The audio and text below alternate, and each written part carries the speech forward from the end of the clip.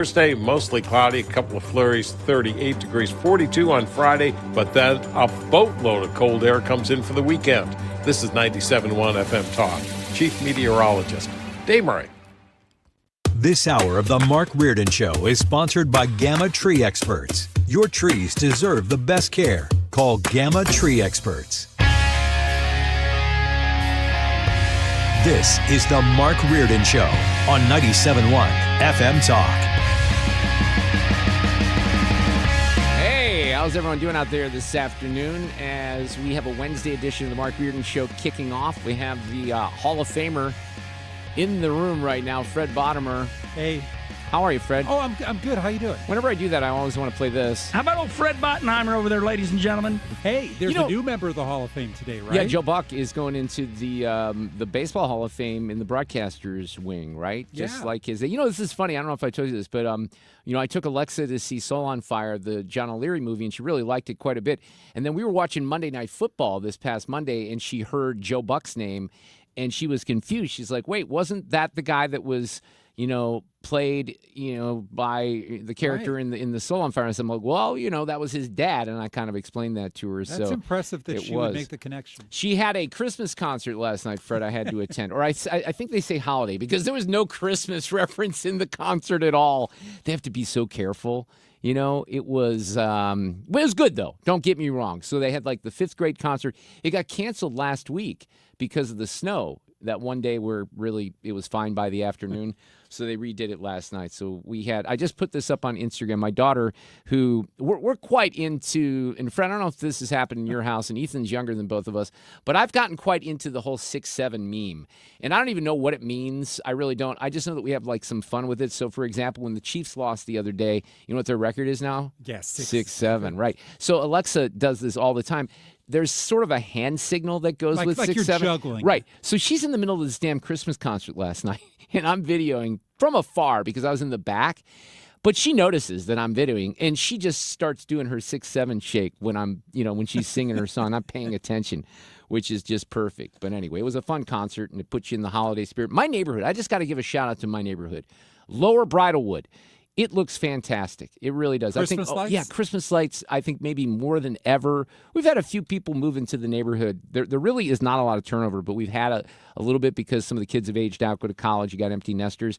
But every time I turn down my road, and I'm like the second house, as you know. Right. It just looks like a great neighborhood. So I'm very proud of my neighborhood right now when it comes to Christmas. Sue Thomas is having a blast in Chicago right now. She's sending us pictures that have been manipulated by AI, and they're very entertaining. Her husband, Michael, I just got one where he was full 80s mullet, so I'm not sure exactly where she is, but she's up there in Chicago because it was her anniversary, 1-year anniversary on Sunday. She will be back tomorrow. So my guess is that she'll have some stories to share with us tomorrow afternoon. She loves to go to the Palmer House while there. Isn't that where Tom Cruise was in Risky Business? I think so. And she also went to a really great guitar center. Yeah, I showed saw the picture of that. That looked really, really cool. Well, because, Mike, her husband Michael, I think we have to say Michael. She always says Michael. It's like my wife. Like I call her Becky, but everyone knows her as Rebecca. So if I refer to her somewhere, people look at me like I'm calling her the wrong name. I'm like, no, it's the only name that I ever used. But he's in the high-end audio business, so I'm sure that I don't know if he plays guitar, but I know that he has a lot of interest in how things sound. So that's maybe one of the reasons they went there. We have a full lineup here this afternoon. Brian Kilmeade is going to join us. Now, Fred, we always talk with Brian about the news of the day. We'll do that certainly. But this morning when I was waking up, and I had quite the wake up because my little dog slipped out the door when Becky was warming up the car and all that. So I woke up and I was very awake very quickly. But I happened to jump on Instagram, and Brian Kilmeade does this a lot, where he'll post videos, like walkthrough videos if he's going through the hallways, or even in the elevator, talking about what he's going to do on the television show, what he's going to do on the radio show, which of course airs here every morning from 9 till noon. So I was captivated by this particular video because he was arriving, I think it was 3 o'clock, 3 a.m. I don't know when he sleeps, Fred. I really don't. I don't either. And someone is videoing him. It's not Allison, though. It's somebody else because Allison works with him as his producer. So it's super quiet at Fox. Like nobody's there. He's using his key card and everything. And they go up the elevator. But then they referenced something. I didn't know this. Maybe you've heard about this. Brian has an issue with gum chewing. And I'm not exactly sure what that issue is, but it was referred to as, I have to ask him about that. What's his issue with chewing gum, right? Huh.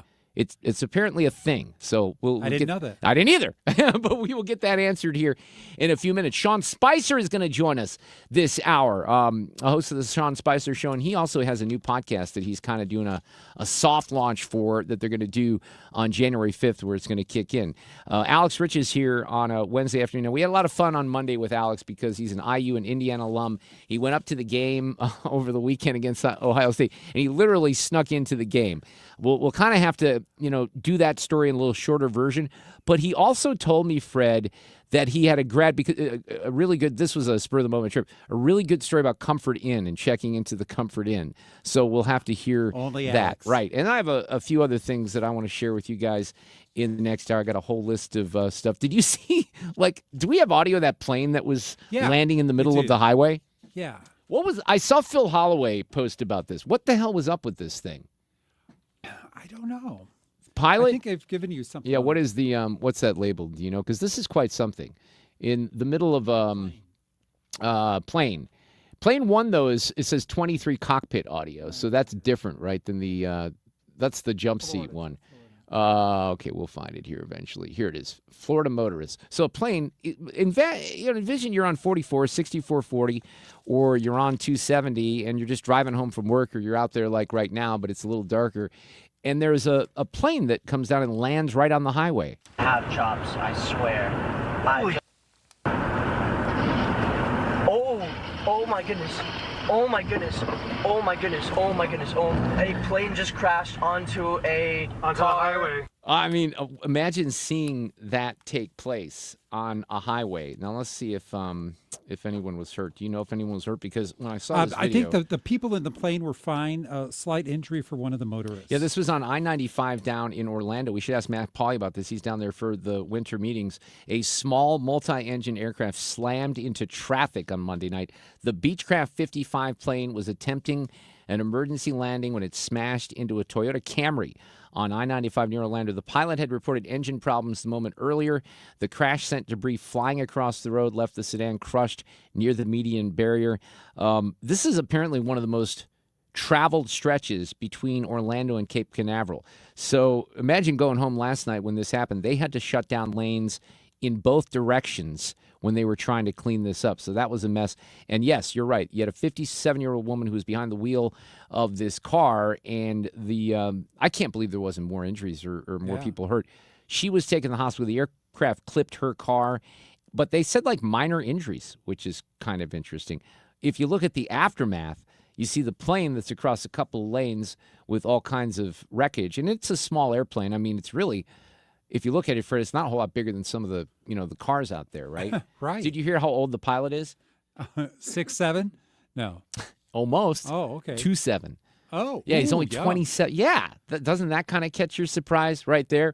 All right, then there's the, I mentioned the holiday concert last night. I walk in, the president's speaking. I come out an hour and 10 minutes later. The president is still speaking. Remember when I started?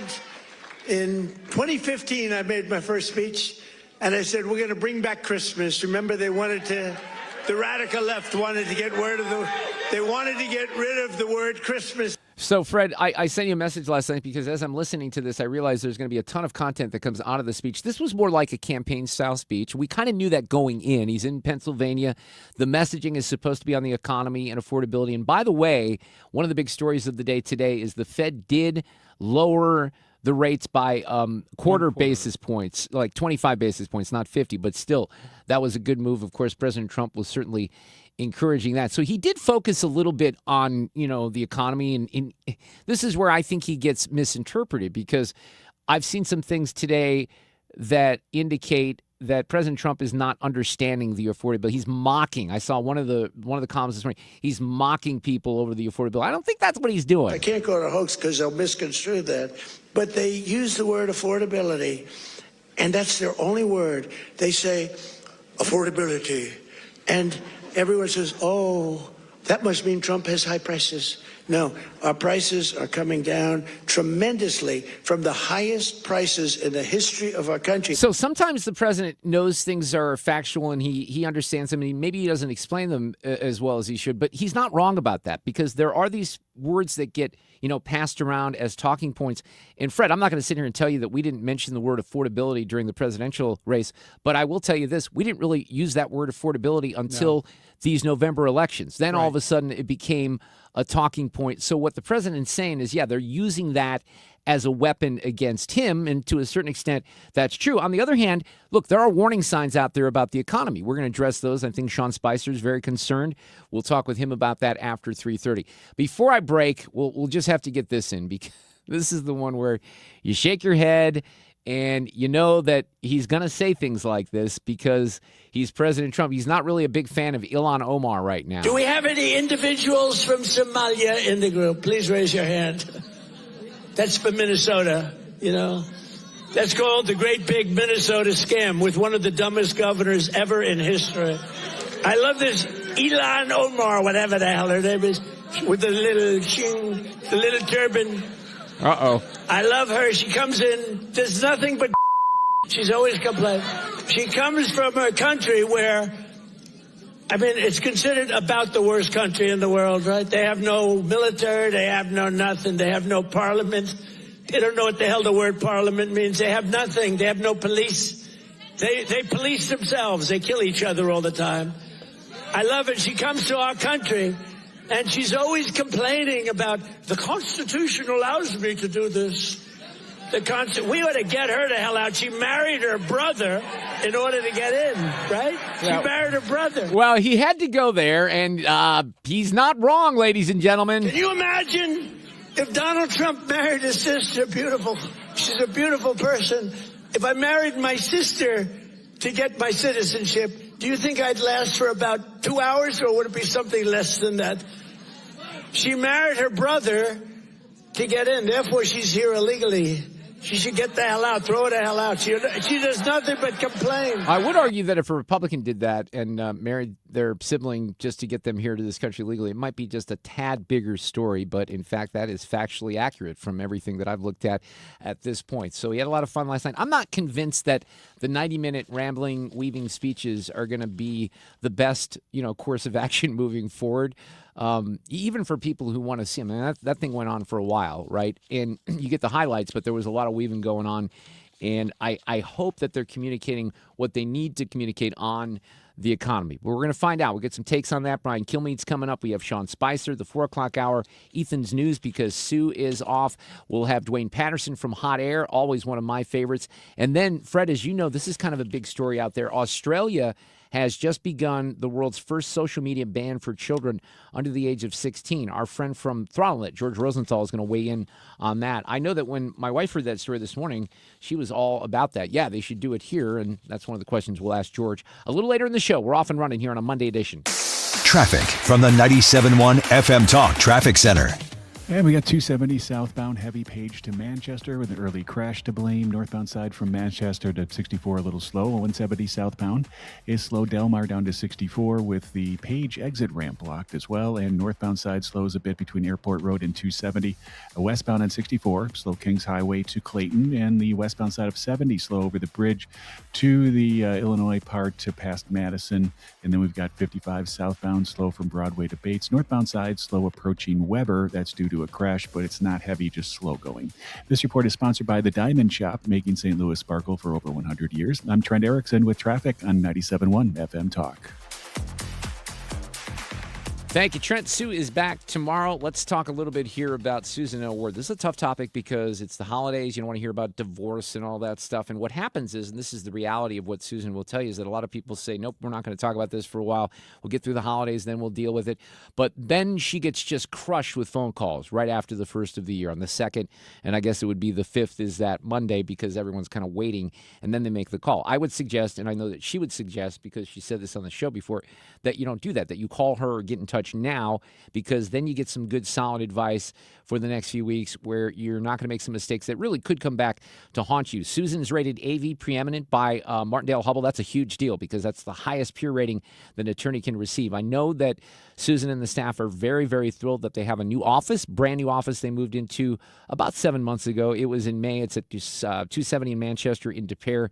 Beautiful facilities. So if you need her help in anything related to family law, and that could be divorce or any issues in the aftermath, post-divorce issues, domestic partnerships, domestic violence also is something that they can handle. STLFamilyLaw.com, the law offices of Susan L. Ward, LLC. The focus on family law and the emphasis on you. Heidi Ricken, Provost of Ricken Financial, understands the importance of financial stability in your retirement plans. If there's something we can do to help benefit your financial future and provide more strength and stability in your retirement plan, that's exactly what we do here. And we do so on a complimentary basis. Call today, 314-207-6211 or online at rickenfinancial.com and join us for Kickin' with the Rickens, Sundays at 1 p.m. right here on 97.1 FM Talk. Investment advisory products and services made available through Impact Partnership Wealth, LLC, IPW, a registered investment advisor. This is Tom Ackerman. Let Banner Construction show you what a difference James Hardy can make to your home. Banner's exterior design team will show you custom design options to transform your home into the neighborhood showplace.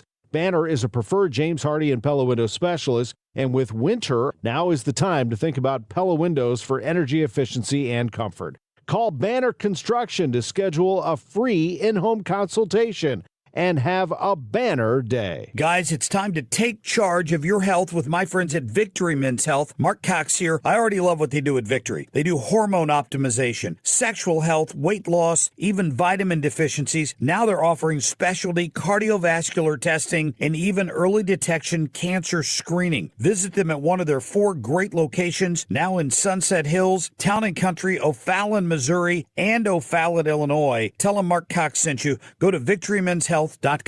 I'm Dr. Nick Barnes at Health From Within Family Chiropractic in Rock Hill.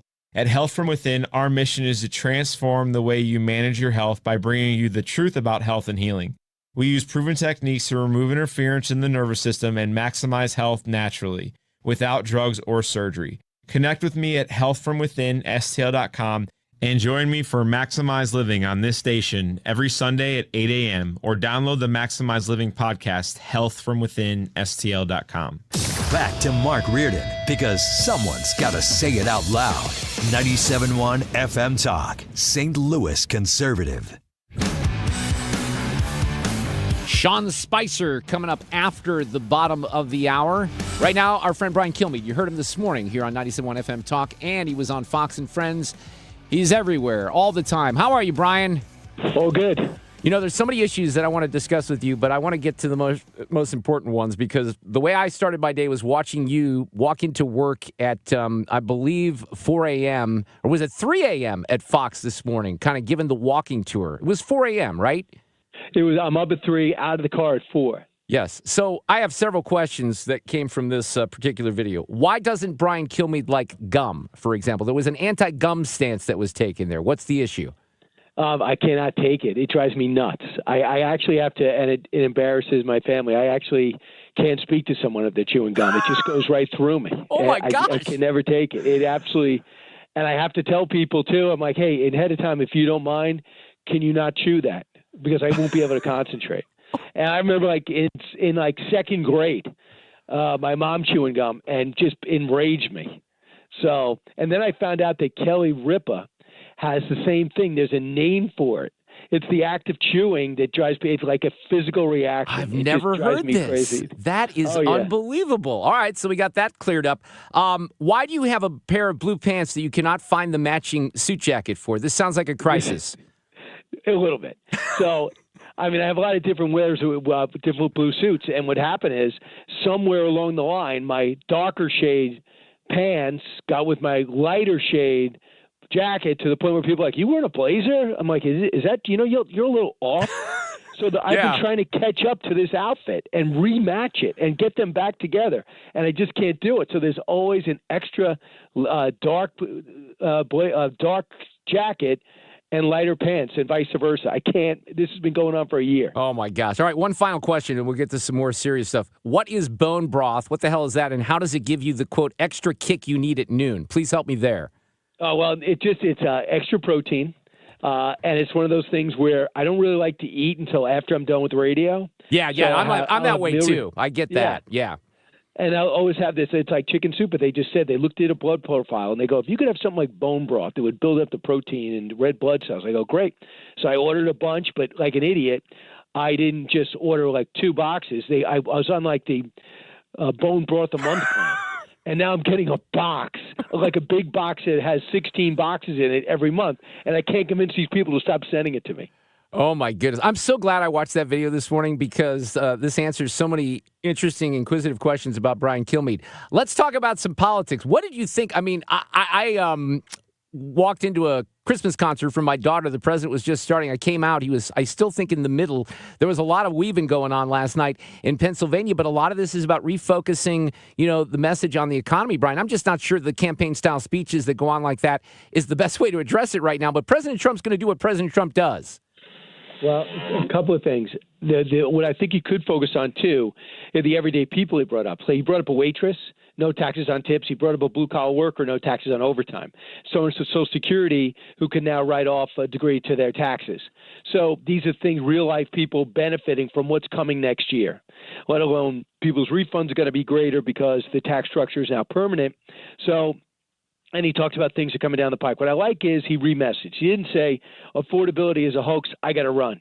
You know what he meant. He's like, really? You're coming after me on affordability when you handed me this unaffordable economy? You had inflation up to 9%. I gave it to you at 2.1%. And you think I made the country unaffordable. That's what he was saying. Now he says, yeah, you made it unaffordable. I'm trying to fix it. So that's his new messaging, and I think that that's something that that people can rally around, and I think it's accurate.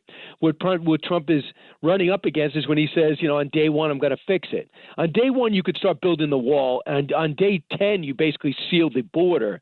But on day one, you can't stop economic principles, right? Economic, things that are, who can stop inflation on day one? You're not Superman. No super economic. Nobody can do that. So now when it didn't change, the Democrats had a talking point. And then they say, well, he's traveling so much he's not focusing at home. And he said, use that time last night to say, yeah, I'm traveling. But you know what I'm doing? I'm coming back with trillion-dollar trade deals with these countries. So if I was him, I would just say, okay, I'm going to go and do my rally. You know what I'm doing tomorrow? I'm going to go out to that data center that the MBS is paying $500 million for. I want to see the ground broken. I want to see the plumbers lining up and the pipe fitters. And I want to see them, the electricians. These people got jobs. I want to see the sites and say, hey, that's UAE, that's Qatar, that's Bahrain. These are the trade deals I got. The Japan is now building in Arizona a Toyota plant. We are now selling, Ford is now selling in Japan for the first time. Can I see that? Can the president roll some of that information, like a dealership opening up in Japan? So I would do that. I've got one for you, and maybe he did mention this last night. Again, I didn't hear the whole speech. This is a significant story. I think it should be a national story. They are, and I know this is happening in Pennsylvania and elsewhere, but they're refiring up a steel plant here in Granite City across the river, and we're going to add 400 jobs. That is incredible. I mean, that used to be an industry that really was part of the sustainability of our region, along with Chrysler that had a plant out where I live. But, I mean, that's a big story, significant economic story. It is. And remember, he said U.S. Steel, and he first said, you're selling U.S. Steel to Japan when he was a candidate. But then he sat down there and looked at the deal, and he said, yeah, we'll do the deal, but let U.S. Steel still own it. You come in, you can revamp it, revitalize it, don't collapse. And he said, we won't. So they worked out the deal. Trump did this deal. So now U.S. Steel is back. Yes, it's fortified by a more successful steel company in Japan. But so what? That happens every day. So it was allowed to literally rust away. So that would be something. I want to see the president standing in front of that place. Remember, he doesn't have to worry about a Solyndra situation. This is not on spec. We think we have renewable energy, and with Solyndra was a boondoggle. Wasn't it the intention for it to fail? But that steel plant by you is not going to fail. They already got the customers and the money. Yeah. The dealership that's being built, the Hyundai dealership being built in Georgia is not going to fail. We know that. I mean, come on. But now they're going to build it, and now they're going to hire the right people, which meaning Americans. So there's a lot of things you could be doing. I'd go to the wall tomorrow. I'd go to the border tomorrow. I'd go from Arizona to Texas to New Mexico, and I would talk to all the Border Patrol. That legion of of media would follow him, and next thing you know, you have a storyline. Yeah, you know, and I'd have to think, because there's a lot of people talking about what we're discussing right now. You would have to think that, Susie Weiss in the White House, I know that she's chief of staff, not on the campaign side, and a lot of this focuses on the campaign side with the midterms, but they have to be aware of this. And, let's go back to what you said about affordability, Brian, because I think that your interpretation of what Trump was saying is accurate. The problem is what I read this morning in a lot of the publications is he's writing off affordability as a hoax. Or I've even seen some of these are the never Trumpers. He's making the same mistake that Biden made. So sometimes Trump's not exactly dialed in on what specifically maybe the messaging should be, but then he gets same thing with Charlotte, very fine people. The context is always missing when it gets reported. Well, the thing is, Mark, you could choose to do that. You could choose. They're choosing to do that because I did watch. I did watch over an hour of the speech. I did see him say they broke it. He goes, they gave me it, but they gave me this economy that's broken. Inflation went high. I'm going to fix it. That's his new message. He says it's real simple. He actually outlines. He goes, it's simple. Yeah, it's there is an unaffordable economy, and I'm in a process of fixing it. So, and he's doing everything he can. What I think, and my analogy today was, it's like if the Buffalo Bills jumped out 0-4, and they were 17th in offense. I look at that number and I go, don't worry, they have too much talent. They're going to turn it around, and they would. When Trump's numbers are at 36% approval on the economy, that's his forte. I look at that and go, okay, just ready to go, priming the pump. They're rejiggering the offense to win it all. So next year, it's 26, 1 month away, you're going to see all these things that he put together, like the rates got cut and the market soared today. So more of those rates get cut. All of a sudden, the housing market unfreezes, and then we begin to see people getting their refunds that are going to be substantial, all the other things that we talked about. The gas is going to go under $2.50 instead of just under $3. And then people are going to say, get diesel down. That will help food. And then select areas in which he removes tariffs. I can see things starting to really hum. And then it doesn't matter, what anyone says. Yeah, no, I agree. Say, that's what you hear Kevin Haas and Scott Besson talking about. And I hope they're right on that. So, yeah, you got to start now. And I think that's what they realize. I know it's early. You have anything planned for Sunday night show yet? Oh, yeah, I got the whole thing planned. I'm going to lead with James Woods, the actor. Oh, that's awesome. I'm going to go, so that's going to be great. Frank Luntz is going to be coming on. Wesley Hunt's going to run for governor in Texas. I also got to get his take on Crockett running for the Democratic nomination. And then we got Jimmy Fallon joining us. So I think that's my sellout. I think I might have one guest. I forgot. Wait, who is it? Oh, yeah, Marcus Lemonis.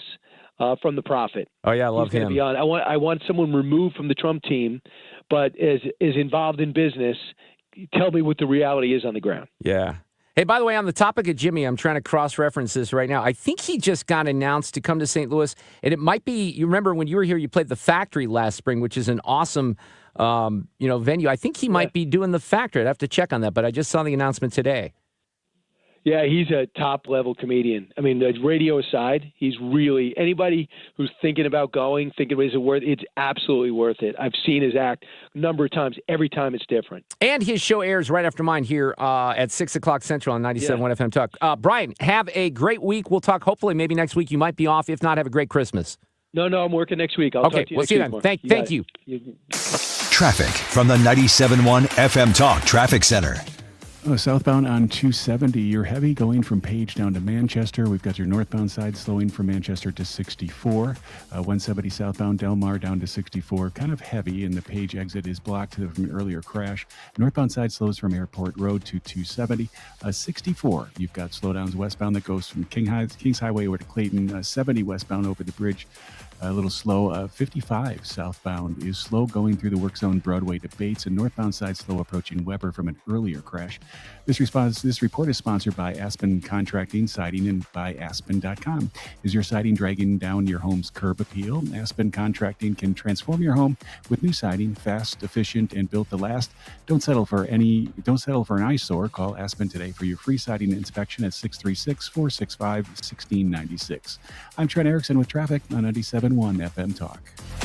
All right, let's talk about Underdog Fantasy. And, I think most of you know I'm a huge football fan, collegiate and NFL. Football season is beyond the midway point. It's unbelievable. The playoffs are here in just about a month. But Underdog Fantasy is the best place to get in on all the action. There's not a bad game tomorrow night. It's okay. The Falcons and the Buccaneers. I'm really focused on the Packers in Denver against the Broncos, 3:25 on Sunday afternoon. As a fan of the Pack, that's a huge, huge game. 9-3-1 against 11-2. And on Underdog, you can choose whether your favorite players will go higher or lower, like on rushing yards, receptions, touchdowns, and more. And if you get your entries right, you can win up to 5,000 times your cash. Now, if you have not downloaded the app, I'm going to give you a little incentive here this afternoon. Download that app, get that username and the password. When it asks for a promo code, you say, yes, I have a promo code, Mark R. That gets you $75 in bonus entries when you play your first $5. Again, the promo code is Mark R, M-A-R-K-R, Underdog. Make plays, win money. Must be 18 plus and present in Missouri. Terms apply. See assets.underdogfantasy.com/web/play and get terms _DFS_.html for details. Concerned with your play, call 1-800-GAMBLER or visit ncbgambling.org. Did you know that 60% of adults over 20 avoid going to the dentist due to deep fear of dental treatment? Knowing that many of our chronic health problems can be directly related to the harmful bacteria in our mouth, not going to the dentist can be very dangerous. Hi, this is Dr. Michael White. I've been helping the dental anxiety patient for over 20 years with anxiety-free sedation. This is very effective and very affordable. Call my office at 314-270-8552. That's 314-270-8552. Hey guys, Glover here for my friends at Triton Exteriors. Not sure if you've noticed, but the storms seem to be especially bad this spring. If you had James Hardy Smart Siding, you wouldn't have to worry about it. It's not going to be damaged like in the 314-day storm. So we do roofing, siding, gutters, fences. We're always going to be the middle bid. We're never going to cut corners. We're never going to take advantage of you. Call 314-717-1159 or triton-stl.com. It's time for a $98 furnace tune-up.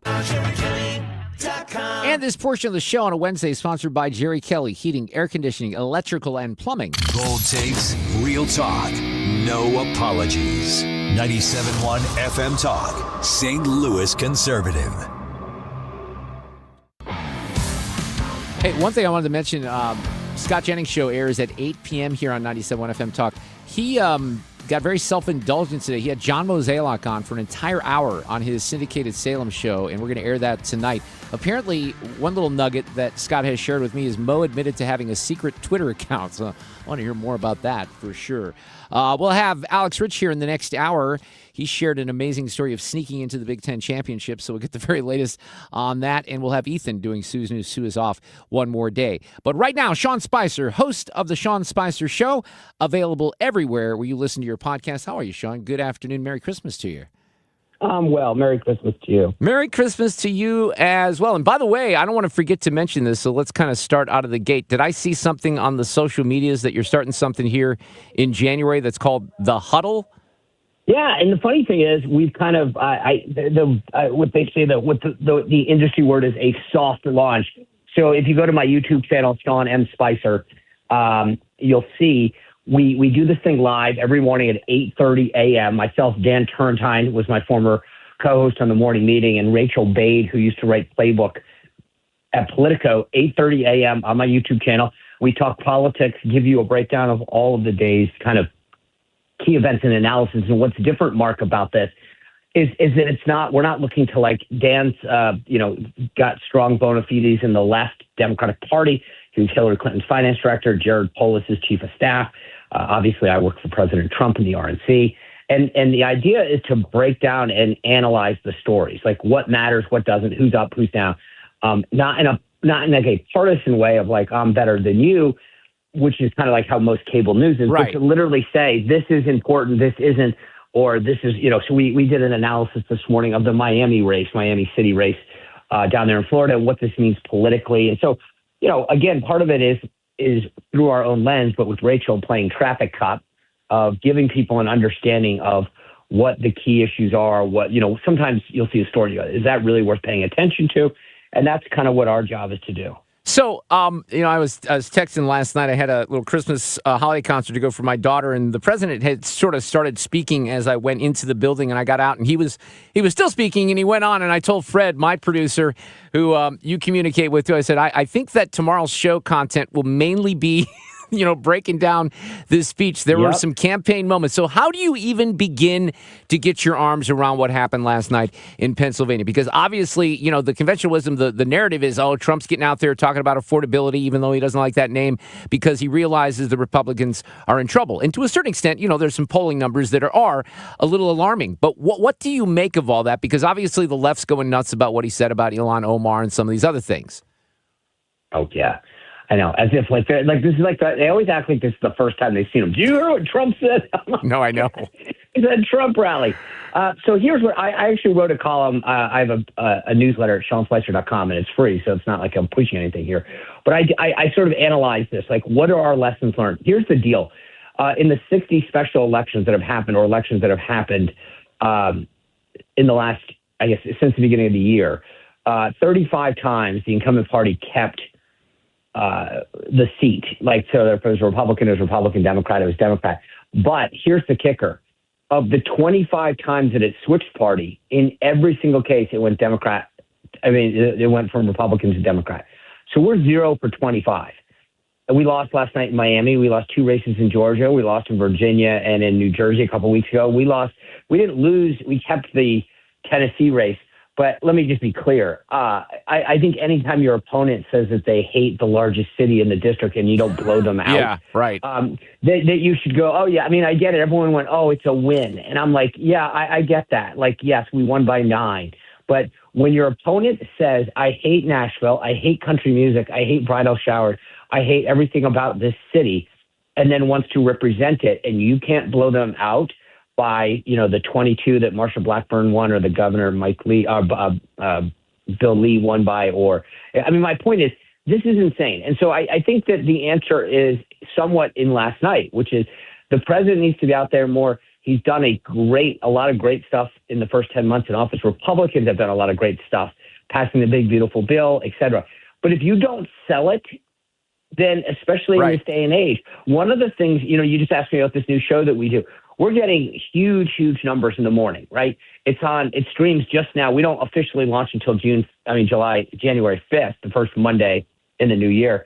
But the point is that too many Republicans are like, and I get it, don't get me wrong, because they're like, okay, in Missouri, I just go on Mark Reardon's show, and that's great. And that would have dominated 10 years ago. But now you got to go on Mark's show. You got to digitally go out and do some stuff. You got to get some influencers to talk about you. The greatest example I gave to people is Robert Cahaly. He's a fantastic pollster at the Trafalgar Group. Yeah, I know Robert. So Robert calls me after the last poll that they did with Virginia information before the election. We had this candidate here in Virginia for Attorney General, Jay Jones, that threatened to kill the former Speaker of the House's family. Okay, so Robert calls me and says, dude, you got to call Winsome Sears and Jason Mayaris and John Reed, the candidates. Because here's the thing. People over 50 are seeing that information because they're watching legacy media. They're listening to legacy media. They're reading legacy media. Everyone below that age is not even hearing about it. And he said, and you need to flag this for them because they need to start engaging with people who've cut the cord, with people who are also, frankly, just busy. Like, when you have a special election, or in Virginia, we in New Jersey, they're off-year elections. What happens is, you're doing your job. You work hard every day. You go pick up the kids. You get dinner ready. And so we forget that, like, it's not your normal election year, midterm election, presidential election. And so I think the point is too many Republican candidates and consultants, for that matter, are stuck in this mindset that you just put up 1,000 points of television in the last 6 weeks, and that's going to do the trick. And it's not. It's not going to cut it, Mark. These guys need to be everywhere, and not just in the last 6 weeks. They need to be doing Mark Reardon every week, every day, right? All day. And the problem is they think, oh, okay, and you know the type, Mark. I guarantee you know who I'm talking about. There's people all throughout the country. And they think, oh, it's 6 weeks before an election. Now I got to call Mark and pretend we're buddies and that I've talked to him. Yeah. And You know who these people, I know it. And I see it all the time myself, where suddenly people want to get booked on a show. And I'm like, oh, it's interesting. You didn't care. This is the Republican mentality. We'll mail it in the last 6 weeks and hope people are paying attention. People are voting earlier. They're paying attention earlier. They need to be told all year long. Like I said, the big, beautiful bill has some massive, massive benefits to our economy, to people's bottom line, to people who no tax on tips, no tax on Social Security.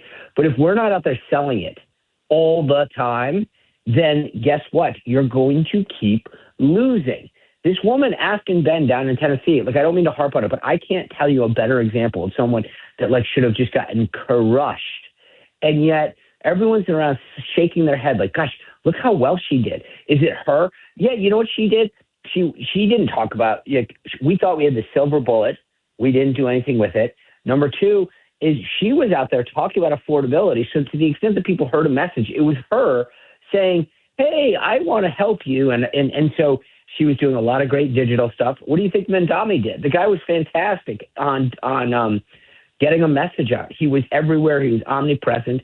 And everyone went around saying there's no way that people will buy into this, to his. Yeah, they did. We found a picture. Yeah, right, but we found a picture of him hanging out with a terrorist 5 years ago. Guess what, though? No one else saw that. Right. So then what I hear from you, look, we all know the history of the midterms and how the opposing party usually does well, not during 98 or 2002 or whatever. So that's part of the narrative right now. But what I'm hearing from you is that the messaging, and I hear this from listeners too, somebody brought up a couple of weeks ago, look, America, this isn't all younger people, some younger people like my kids, they don't care about sports, but live sports has a big audience. Why aren't the Republicans doing some messaging during that, right, and telling people what the hell they're doing? So that's a bit of a miss.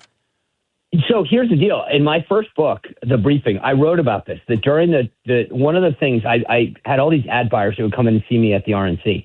And these guys who represent RSNs at the time, regional sports networks, they're the guys that run your college football, all that kind of stuff, the Big Ten, the SEC and everything. And they were like, do you realize that Romney bought nothing? No TV, no regional sports networks. And you're hitting the nail on the head. Do you realize sports, think about this, no one, except for people, like every once in a while, you'll DVR a game and then kind of blow through the commercials. Most people, though, watch live events live. And our side needs to get that. That's what you just said is so important. That's another missed opportunity for our side. And people are like, we've continued to screw this up. And I'll tell you another great example. If you live in an area where there's a heavy Hispanic population, Univision is one of the most live watched networks, full stop. Okay. Not just within the Hispanic community, but total. So if you were trying to reach Hispanics, Univision is, again, I think at the last time I looked, it was an extremely high number, meaning people aren't DVRing shows on Univision and watching them later. They're watching literally live. That's significant. Right, yeah. And so to understand where people are, how are they digesting? But I'm going to tell you the dirty secret that a lot of people are going to get pissed at. When you buy legacy television, cable or broadcast, and you have a consultant that goes out and do this, they get between 10 and 15% of the buy. So you make $1 million buy, and for literally calling and saying, I would like to buy $1 million of television, they get between $100,000 and $150,000. Yeah. Okay? Yeah. Now, they call and say, I want to buy the Sean Spicer show. They get probably zero. They call and they want to buy a bunch of digital ads, probably zero. Like, there's not what they call a placement fee. In most cases, some cases they get something, but it's definitely not even close to what that is. So if you're a consultant and you're representing a candidate who raises, a couple $1 million, where are you going to tell them to put your money? Not in places where they don't get anything. We have a consulting class that, especially on the broadcast side, we saw it here in Virginia, who don't want to do what would be the right thing because they don't make money. Yeah, look, I think you're right about this, and nothing against my friends who are consultants who are probably listening right now, but it's my biggest miss in life, I think, not getting in on that grift, let me tell you, because you don't have to win. You don't have to really have a winning record, right? By the way, not only that, you usually do better if you lose. Why? Yeah. Because if you lose, then someone says, oh, my God, I want to run next cycle. Well, who did so-and-so use last time? Oh, they used, the Reardon group, and they've got experience in Missouri or Virginia. And so suddenly you go use it. So, well, you know how much it's going to take for that race? At least a couple $1 million. you immediately get to do it all over again in most cases. Now, if you win and your guy goes outside the margin of error, well, he's probably not going to have a tough race. He's not going to spend as much on ads. I mean, so again, keep in mind, the system actually benefits consultants in a lot of cases for losing. Yep, I know, and I'm glad that you emphasize that point. It's important. Well, we're getting really long in the tooth here, but I got to get your thoughts on one more thing. Because she's from here in St. Louis, and we're seeing her so much on national television, Jasmine Crockett changing the way she talks since she left here and went to this fancy private school, MICDS, Sean. What do you make of this? Because obviously she's great fodder, not unlike Cori Bush. The president's already having fun with it. She can't really think she can win the Senate seat in Texas. She's just trying to draw more attention to herself. And there's a part of me that feels a little guilty because I think we give her the attention that she wants. Well, look, let's just face what happened. Colin Allred, who was the Democratic nominee last time in Texas, immediately dropped out and said, I had a conversation with her. He knew he couldn't beat her. This is a guy who raised a ton of money, who ran a campaign last time in Texas, statewide, obviously huge name ID. And he basically said, she's going to beat me. Now, she will win the Democratic primary. That is a massive gift. But again, I got to emphasize this, after Jay Jones, after Afton Ben in Pennsylvania, anyone who doesn't think that this is a serious thing for our side is missing things. She is a joke, okay? But and again, depending on who gets nominated on the Republican side, but this is where that party is. Post Mondami, they are all in on this. Oh, yeah. No, I know. And it's going to be interesting to see how it kind of all plays off. We will check out the huddle, the soft launch underway. It's going to kick off on January 5th. Sean, so appreciated whenever you come on here. Thank you so much. Have a great Christmas. You too. Merry Christmas, Mark. Traffic from the 97.1 FM Talk Traffic Center. All right, if you're headed on 270 southbound, you are heavy from Page to Manchester. You've got the northbound side around Manchester to 64 on the brakes, 170 southbound, Delmar down to 64. And then we've got northbound side from 70 all the way up to 270. 70 westbound slow from 367 to Lucas Hunt, and then past 170. Westbound on 64, heavy Kings Highway to 270, eastbound side Mason to 270. 55 southbound, jams up Broadway to Bates, and your westbound side of 70 slow over. We've got things slow out of downtown, about 367 out to Lucas Hunt, and then again past 170, another delay. I'm Trent Erickson with traffic on 97.1 FM Talk. Hey, it's Annie. Join us for our annual food drive at Ruler Foods in St. Charles, Friday, December 12th from noon to 3, benefiting the St. Louis Area Food Bank. Stop by, shop Ruler Foods, and make a difference this Christmas season. Learn more at 971talk.com/events.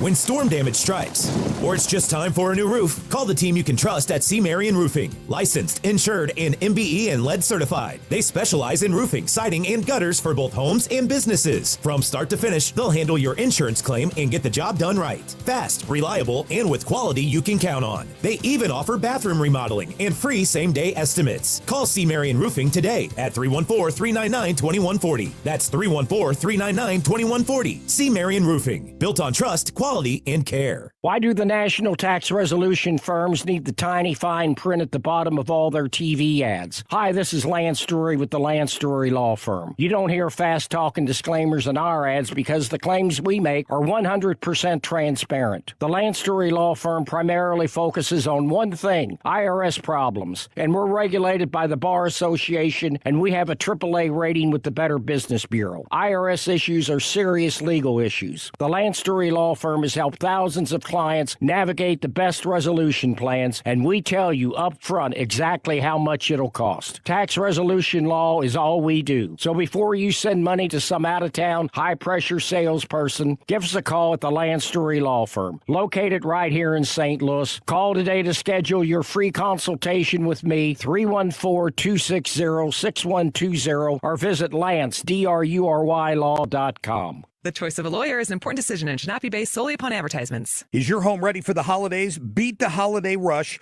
Call Zero Res. Spots are filling up fast, so don't put it off any longer. Lock in your deal today at ZeroResSTL.com, and happy holidays from all of us at Zero Res. Hey guys, Glover here for my friends Mark and Neil Gelman from the Gelman team of eXp Realty. If you want immediate cash for your home or to see what your home is actually worth in today's market, find out for free from the local experts. experts. 314-336-1991. Go to thegelmanteam.com. Eggland's Best. The only eggs with more fresh and delicious taste, plus superior nutrition. Available in so many delicious varieties. Classic, cage-free, organic, free-range, and pasture-raised. Eggland's Best. Better taste, better nutrition, better eggs. You're listening to The Mark Reardon Show on 97.1 FM Talk, St. Louis Conservative. I'm going to wrap up the first hour here. We'll bring our friend Alex Rich into the mix in the 4 o'clock hour. Sue is off today. We usually have a lot of fun with Alex, and we'll continue to do so. He told a story on Monday afternoon that was quite remarkable. He is an Indiana University alum. He went to the Big Ten championship game. He literally managed to sneak into the game. There was someone who had a lanyard of some sort. Maybe we'll refresh everyone's memories, and he got into the game. But then he also told me he had a great Comfort Inn story to share, and we didn't have time for that on Monday, so we'll get with Alex here in the next hour. I got a bunch of things that I want to share. So I mentioned this about 25 minutes ago, and I find it fascinating. Scott Jennings texted me this morning and said, I'm having, well, actually, it was a tweet that he shared from his Twitter account, which showed a picture of John Mozeliak. Now, Scott's got this Salem syndicated radio show. We air it at 8 p.m. every evening on 97.1 FM Talk. It's just an hour show for now. It started probably about, I can't even believe it's been about 5 months since he started. I think he started in June. So he decided, and it was funny because we wanted to pull some of the audio from this, and I think Ethan and I both assumed, this is your typical 7 to maybe 12-minute guest window. No. He did his entire show with Mo today. No, Scott did not know Mo. I mean, I don't think he had any relationship with him at all. And he got into a bunch of different things, and they did this. We'll play this after the top of the hour. I guess Scott does this little rapid-fire question deal with guests, and he did it with Mozeliak. And then the other thing that he just told me, and I don't know if I have the audio from this, he admitted to having a secret Twitter account at one time. I don't know if that was just to see what other people were saying, but this could be immensely entertaining. So we'll have some of that audio here in the next hour, and then I got a couple of things that I want to toss out to the gang here as well. After 5 o'clock, Duane Patterson with HotAir.com. Look, that speech tonight was quite something. Last night, rather, in Pennsylvania, it really was.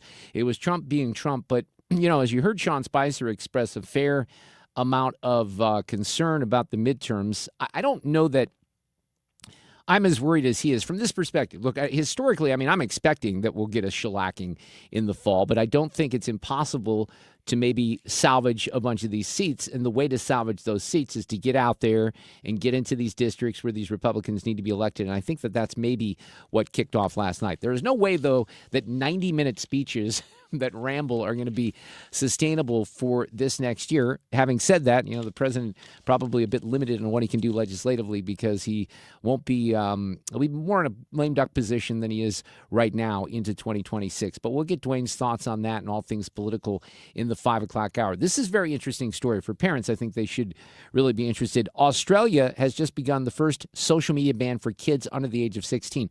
One of the questions that I have is how are they going to do that with the age verification? We'll find out. George Rosenthal from ThrottleNet, who's always great on all these topics, joins us at 5:30. Plus, I will have an audio cut of the day. Traffic from the 97.1 FM Talk Traffic Center. Well, we've got slowdowns if you're traveling on 270 southbound. It's heavy from Page down to Manchester. Your southbound 170, slow Delmar to 64. The exit to Page was blocked earlier with a crash. That's been cleared up. 70 westbound, slow 367 to Lucas Hunt, then past 170. 64 westbound on the brakes from Kings Highway to 270 and eastbound from Mason to 270. 55 southbound, you got your typical stuff, Broadway down to Bates. We've got things moving pretty well other than that. I'm Trent Erickson with traffic on 97.1 FM Talk. This report is sponsored by Overhead Door Company of St. Louis. Overhead Door Company of St. Louis is hiring residential garage door technicians and installers. Apply today, get a call today. Hiring bonus up to $4,000. Benefits include health, dental, vision, and pension. Apply today at overheaddoorsstlouis.com.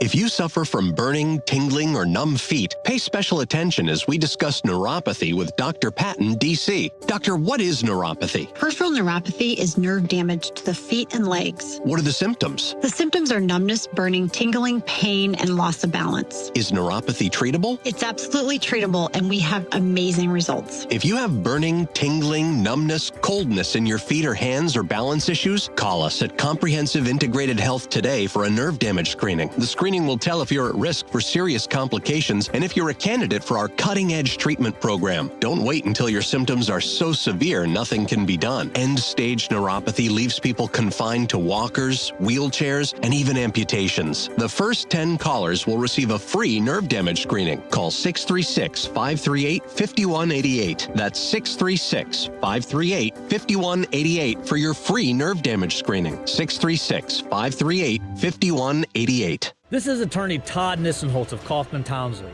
If you're the victim of a careless driver due to no fault of your own, the only way to know what your case is worth is by uncovering the full extent of your injuries.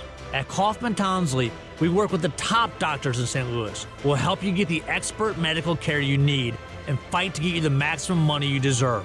Kaufman Townsley. Real people, real results. Call 314-777-7777. Hey, it's Mark Reardon. If you're nearing retirement or already retired, call my friends Thomas Helbig and Bob Kershaw with the Retirement Advisory Group. They'll show you how linking to the market is much safer than owning the market for your retirement savings. They're the official financial advisors of my show. Go to retirementkey.com. If you're considering an annuity as part of your retirement plan, we need to talk. Hi, I'm Bob Stockdale, Senior Vice President Investments with the ClearPath Wealth Management Group at Stiefel and host of On the Money Saturday mornings at 11 on 97.1 FM Talk. Annuities can be a useful tool for some retirement investors, but not all annuities are created equal. Every week, we meet clients who own complex annuities that don't suit their needs and, in some cases, actively undermine their retirement plan. Before you purchase an annuity, get a second opinion from the ClearPath Wealth Management Group at Stiefel. Requesting a consultation is free of charge. To request a free consultation, contact us at clearpathinvesting.com. That's clearpathinvesting.com, or call us at 636-695-2650. That's clearpathinvesting.com or 636-695-2650. Stiefel Nicholas and Company Incorporated, member NYSE and SIPC. 250 years ago, a promise was made to connect families and friends near and far. And during the holidays, that promise is more important than ever. That's why USPS is building a better network to meet your needs with timely deliveries, easy and affordable ways to ship, and everything you need to make your season full of holiday cheer. Our purpose is delivering your peace of mind, knowing your love will arrive, bringing joy to all. The United States Postal Service. Learn more at USPS.com/holidays. We've got Fox News at the start of the hour here. Alex Rich joins us. We'll have also maybe a visit about my road closing that's coming up, too, from David Amalali from Channel 4. KFTK FM Florissant from the Kaufman Townsley St. Louis's Injury Lawyers Studio. Call 314-777-7777. That's 314-777-7777. Fox News. The U.S. seizing an oil tanker off the coast of Venezuela. President Trump not offering details, but telling reporters. You'll discuss that with the appropriate people later on, but no, it was seized for a very good reason. This as tensions continue to rise with the Venezuelan government. The Trump administration ratcheting up pressure on President Maduro with multiple strikes on suspected drug boats and the largest U.S. military presence in the region in decades. A U.S. official says the tanker seizure was led by the U.S. Coast Guard and supported by the Navy. President Trump holding a call earlier today on Ukraine with the leaders of France, Germany, and the U.K. All very good leaders, very good friends of mine, and we discussed Ukraine in pretty strong words, and we'll see what happens. I mean, we're waiting to hear answers before we progress. Ukraine and Europe have been working on an alternative to a U.S. peace plan that could cede some territory to Russia. President Trump also reacting to the Fed's latest move after the third quarter-point rate cut in a row. The president saying it should have been at least double that amount. But Fed Chair Jerome Powell says they're now well-positioned to see how the economy evolves. And he says the baseline projection is a pickup in growth next year. It's partly that consumer spending has held up. It's been resilient, and to another degree, it is that AI spending on data centers and related to AI has been holding up business investment. Today's rate cut again wasn't unanimous, though, and the central bank is signaling it may hold off on another cut for a while. Competing healthcare plans set for test votes tomorrow in the U.S. Senate. Neither one appears to have the votes needed to advance. The Senate Democratic leader calling a Republican plan that has government-funded health savings accounts instead of Obamacare subsidies a non-starter. America is listening to Fox News. Hear that? That's Mike. He took ZQL Pure Z's, so now he's sleeping soundly on a Sunday night. ZQL Pure Z's are fast-acting melatonin gummies with a complementary botanical blend to help Mike get the sleep he needs to wake up refreshed and ready to conquer Monday. Let's do this Monday. ZQL Pure Z's, just for sleep. Really great sleep. These statements have not been evaluated by the Food and Drug Administration. These products are not intended to diagnose, treat, cure, or prevent any disease. Use as directed. Welcome back to Winter Hack Radio, the place for clever hacks to survive the season. Icy driveway? Well, try spreading sand or birdseed to help with traction. Snowy puppy paws? Well, grab a whisk, brush it off, done. Catch COVID-19? Well, just get...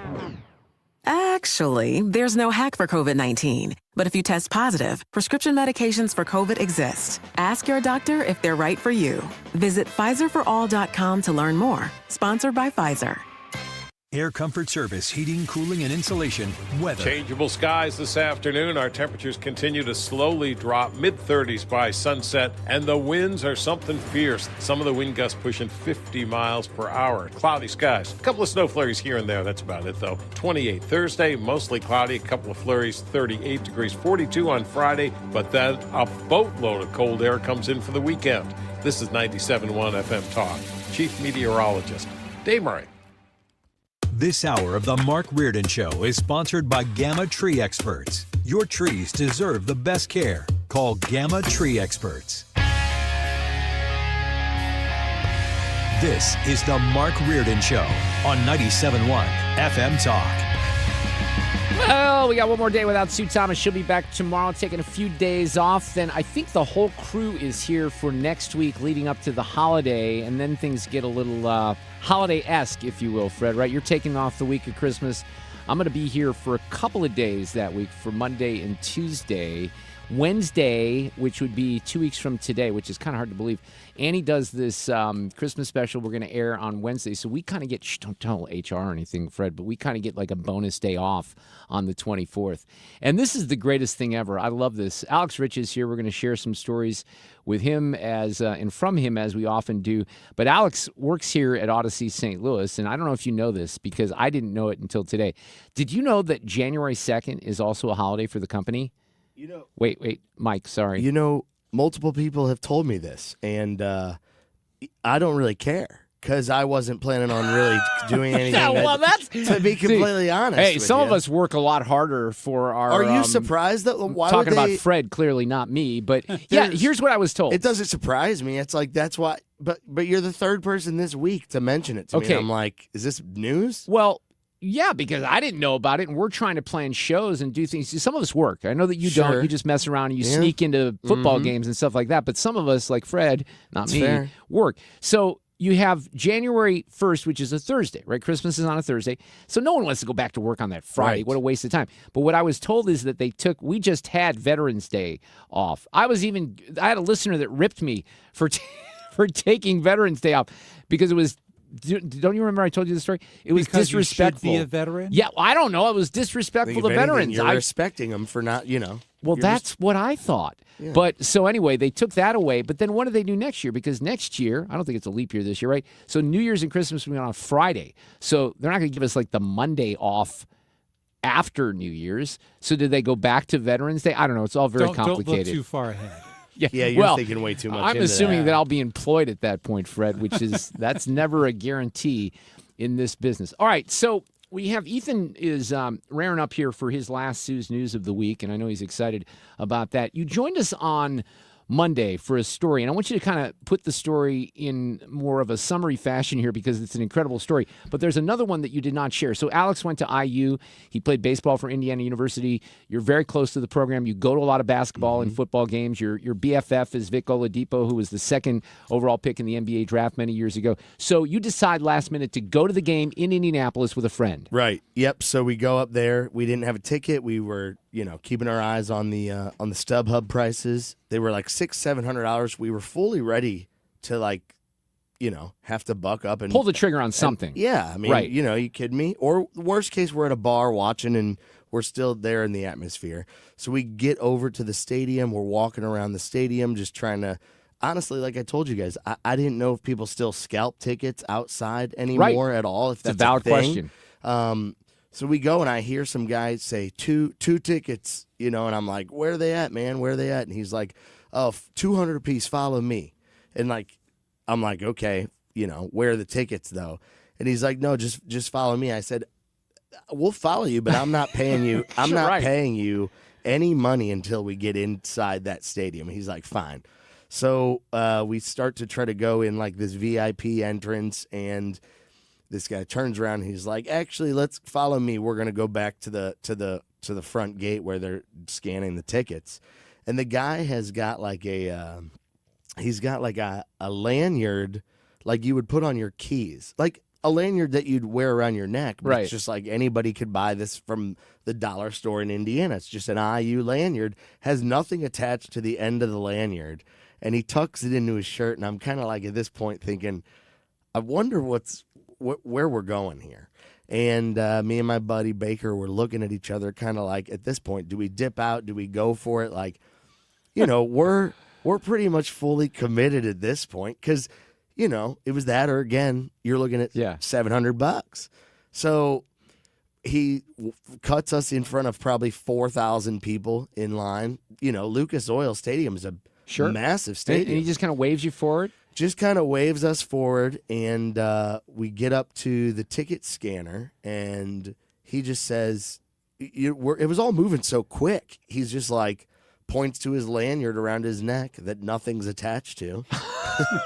And it doesn't say anything. It just says IU. Says nothing. And you walk right in. And he says, media, they're with me.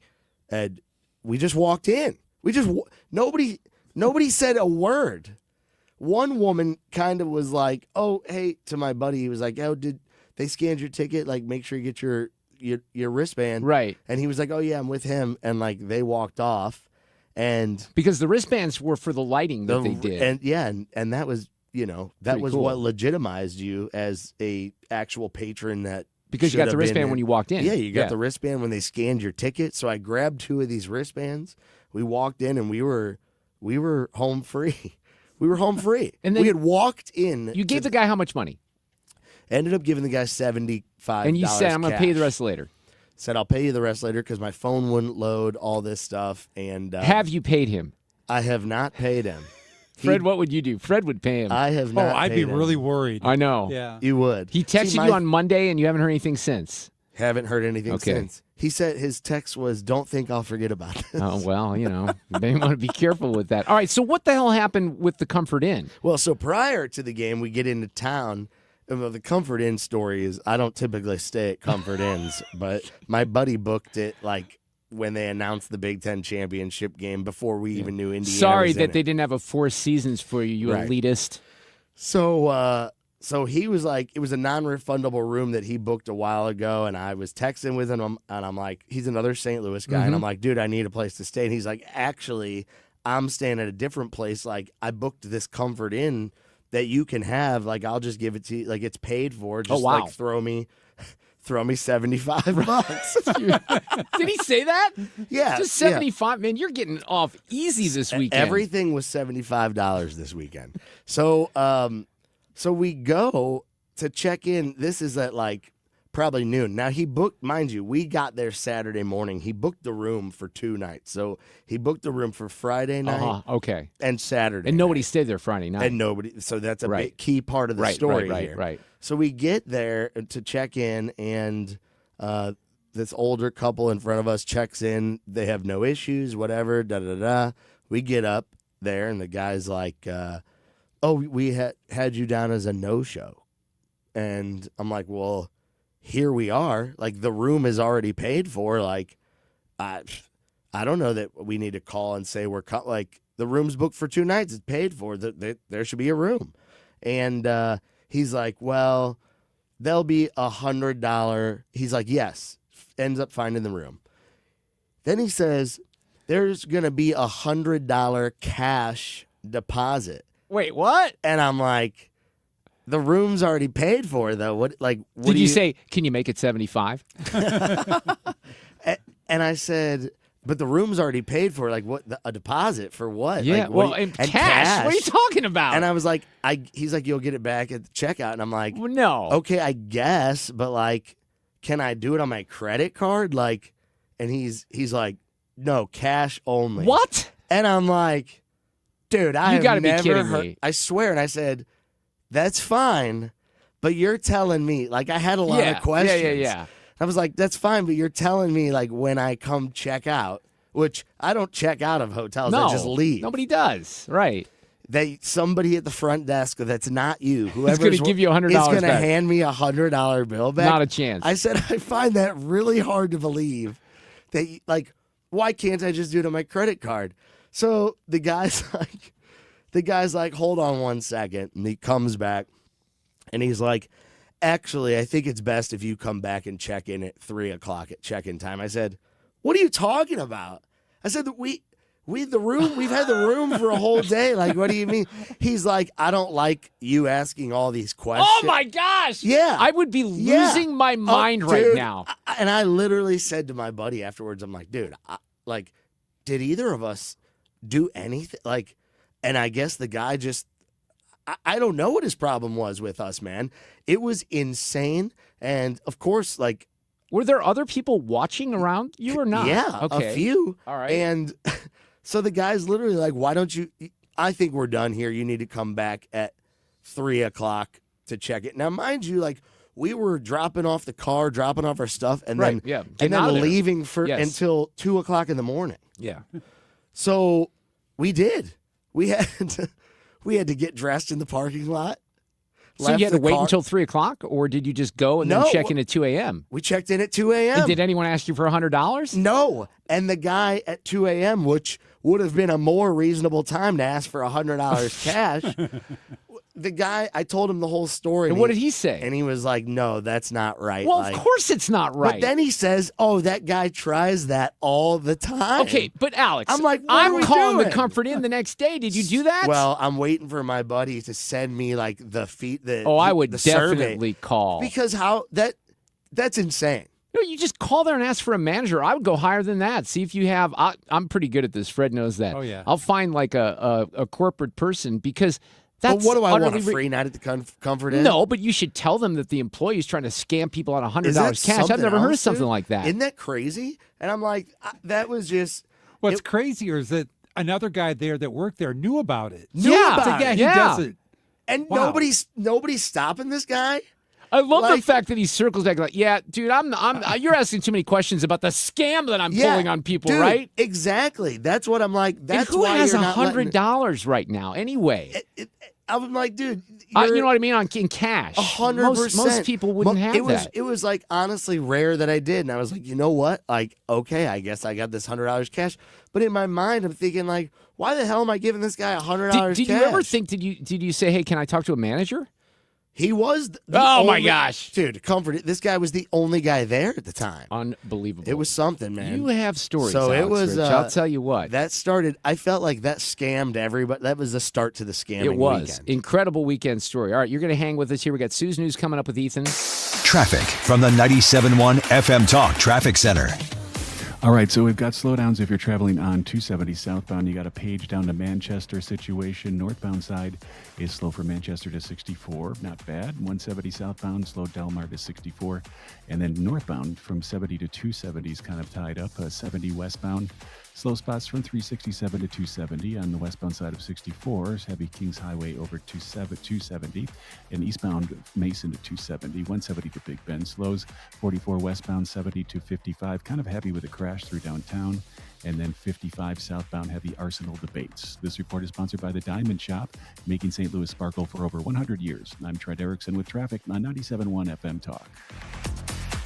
We, without hesitation, recommend that anybody work with ThrottleNet. The experience will be as good as it's been for us, for anybody, because you'll get a true partnership and you'll be able to rest easy that you're going to get the service that you need while they're also doing all those things that you don't want to have to think about, that you don't want to have to worry about. They're always doing that in the background for you. Don't wait for your next IT crisis. If your business depends on technology, you need a partner that's got your back. Contact ThrottleNet.com to get a free IT evaluation and see how we can support your IT everything. This is Tom Ackerman. Let Banner Construction show you what a difference James Hardy can make to your home. Banner's exterior design team will show you custom design options to transform your home into the neighborhood showplace. Banner is a preferred James Hardy and Pella window specialist, and with winter, now is the time to think about Pella windows for energy efficiency and comfort. Call Banner Construction to schedule a free in-home consultation and have a banner day. Men, need a clinic that accepts all insurance, including Medicare? U.S. Men's Medical Center in St. Peters does. U.S. Men's helps men experiencing loss of energy, focus, concentration, and low libido. And they accept all insurance, even Medicare, for testosterone replacement therapy. Patients love the staff and the fact that, yes, I'm going to say it again, they accept all insurance, including Medicare. Feel better? Call U.S. Men's Medical Center at 636-244-5333.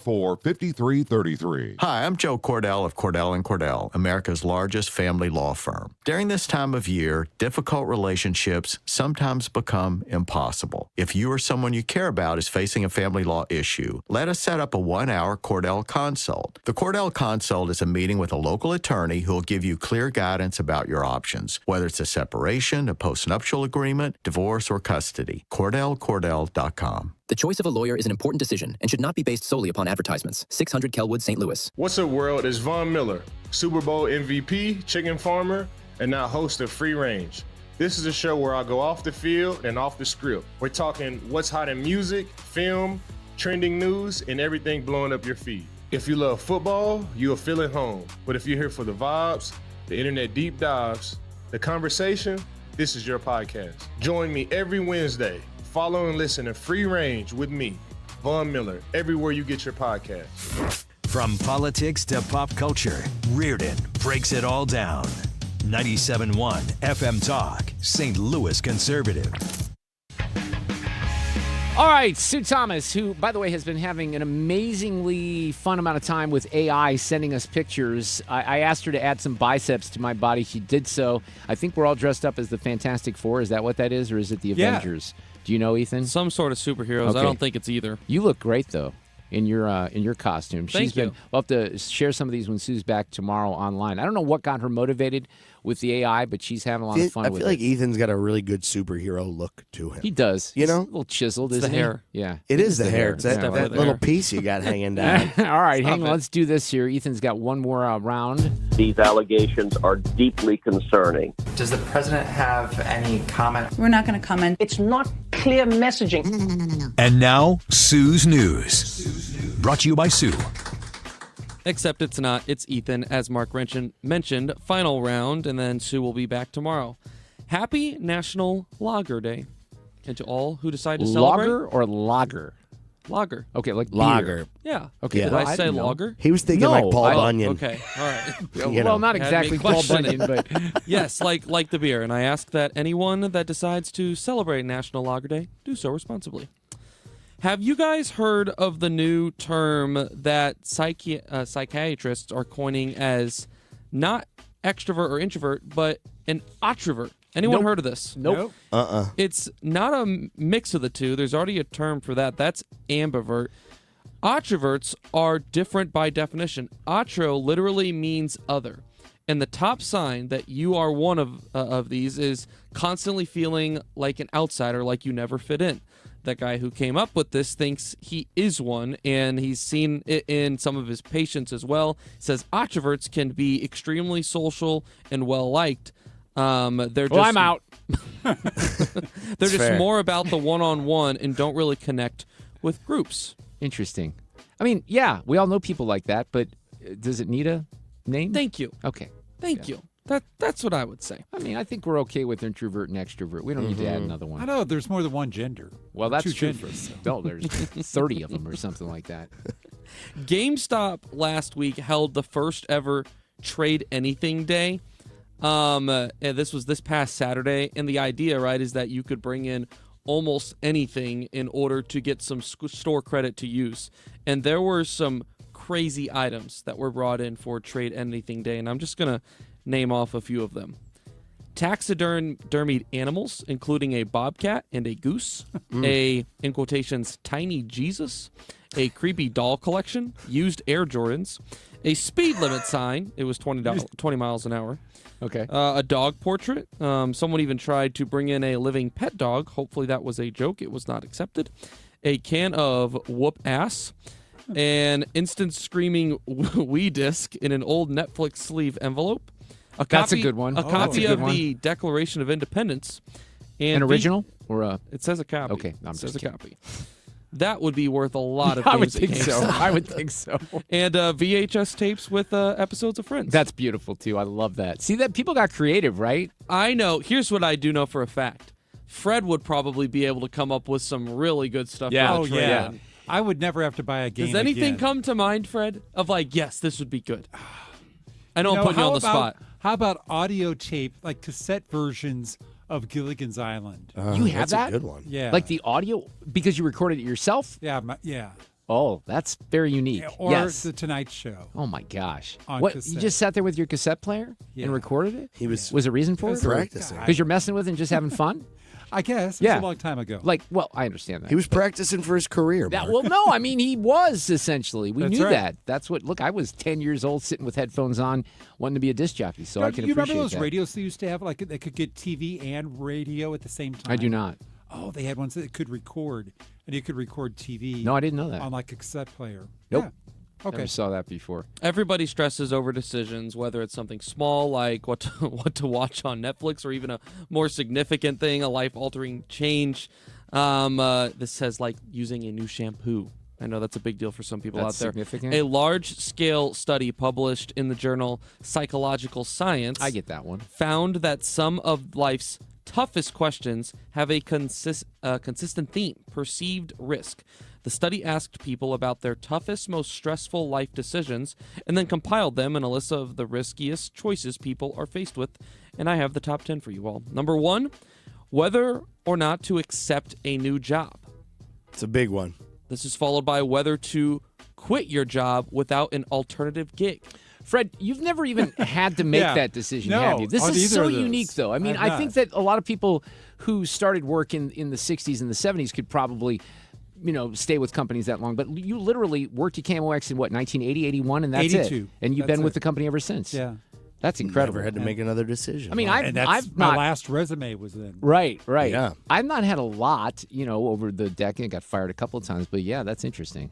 This is followed by whether or not to invest money, whether to drive a car when, whether it be when you're just tired, maybe a little bit buzzed, bad weather, whether to become self-employed, buy a house, get surgery, get married, get vaccinated, or whether to move to another country. Those are the most stressful decisions, big decisions people make according to psychological how about science. finding out like 6 months before you're about to turn 50 that you're going to have another baby the month before you turn 50? Yeah, I would. That's I you don't have to put make that any on the list. decision true. on that. I had to make a though. decision The that I was decision gonna was keep made my for you. sanity. Yeah. Right.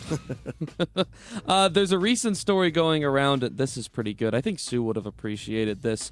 A 24-year-old man in Oklahoma named Dylan Redfern has been nabbed after robbing a local liquor store this past Friday. But here's the thing. He did it with an armed antique gun. It wasn't just any old gun. This was an old-timey musket. The police say it's a single-shot percussion derringer from the mid-1800s. He was arrested for first-degree robbery, and it was actually a serious situation in the moment because he was pointing it around at people. Fortunately, no one got hurt. It is unclear as to where he got the gun or if he even knew how to use it. I mean, was there any gun? It probably wasn't even fireable. I He's doubt using it. more as a prop. Probably. But he was wearing a red hoodie and pajama pants at the time, so clearly he wasn't a time traveler. Wow. Don't try that at home, kids, right? Please don't. I mean, he's lucky he didn't get shot right there. No kidding. Yeah. Especially, Oklahoma. I bet there's quite a few guys out there concealing and carrying.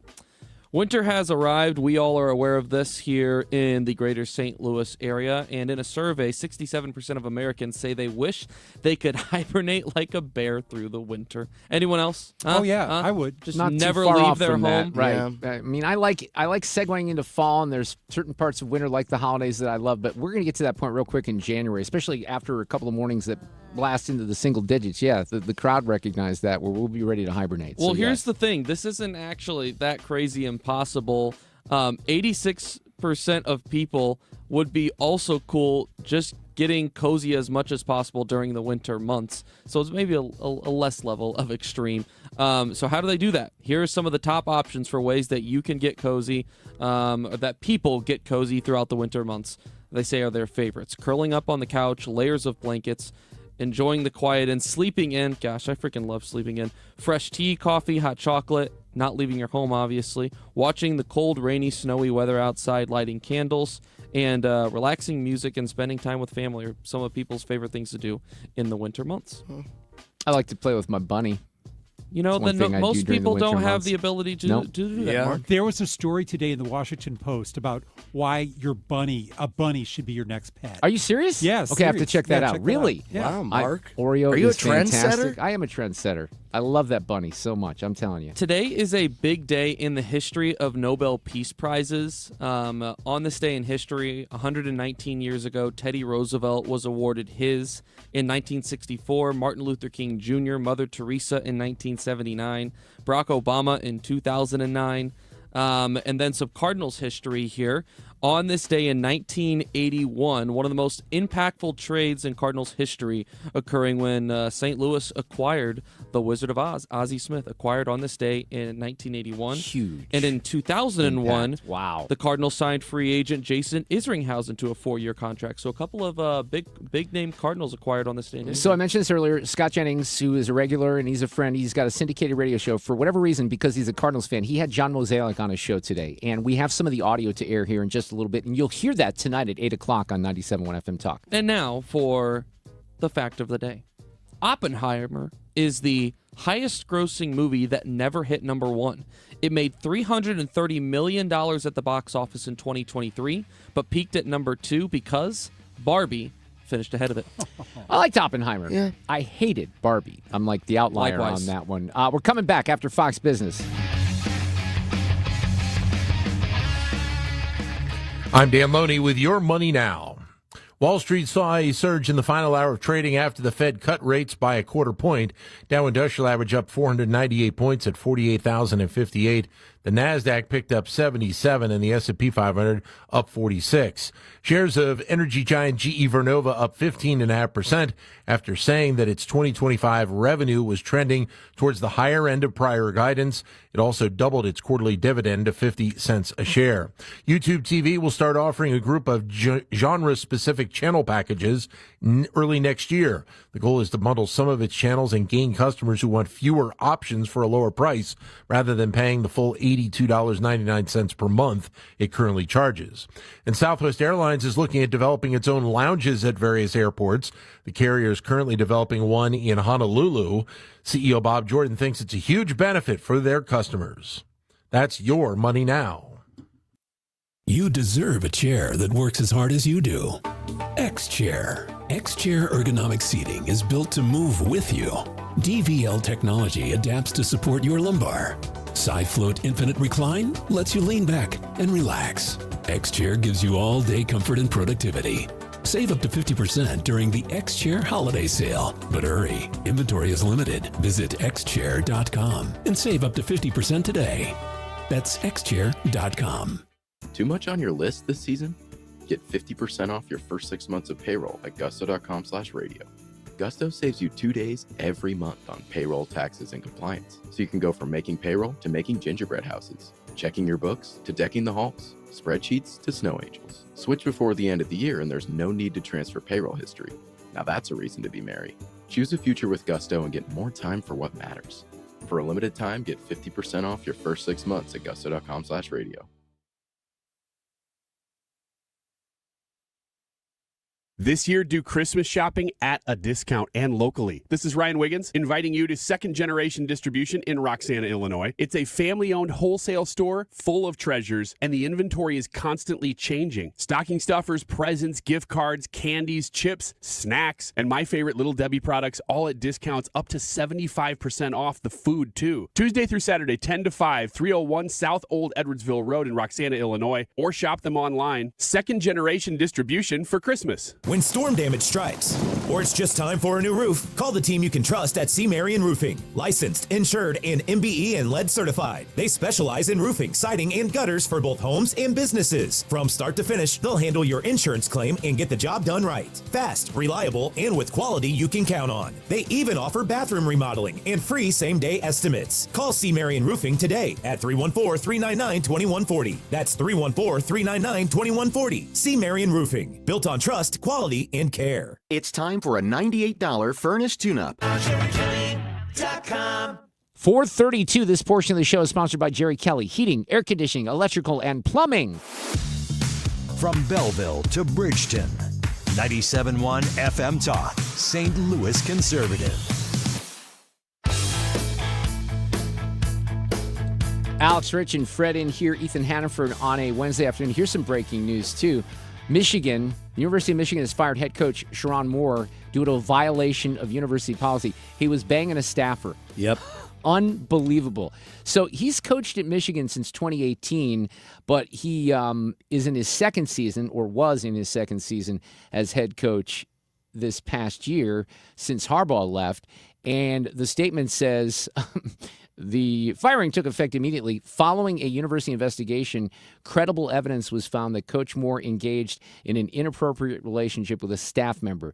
This conduct constitutes a clear violation of university policy, and UM maintains zero tolerance for such behavior. So that's what an idiot. What an idiot. He's running one of the top programs in the country, bangs a staffer, boom, he's done. Although, what's his name? Petrino did that, and he's probably fine. He did it, 10 years ago? I guess it was a motorcycle, a chick on a motorcycle. But they do it, don't they? They make bad decisions. Man, it's always those guys. Unbelievable. But, I mean, think about how much of his future he just flushed down the toilet. His reputation, his family, all that stuff. I don't know if he was married. Do you know if he's married? That's what I don't know. I mean, that maybe changes the narrative just a little bit. But And if you're fired for cause, there goes any sort of right. settlement, right? Yeah, I mean, he ain't getting paid any buyout. You get a for dream something job, like that. too, right?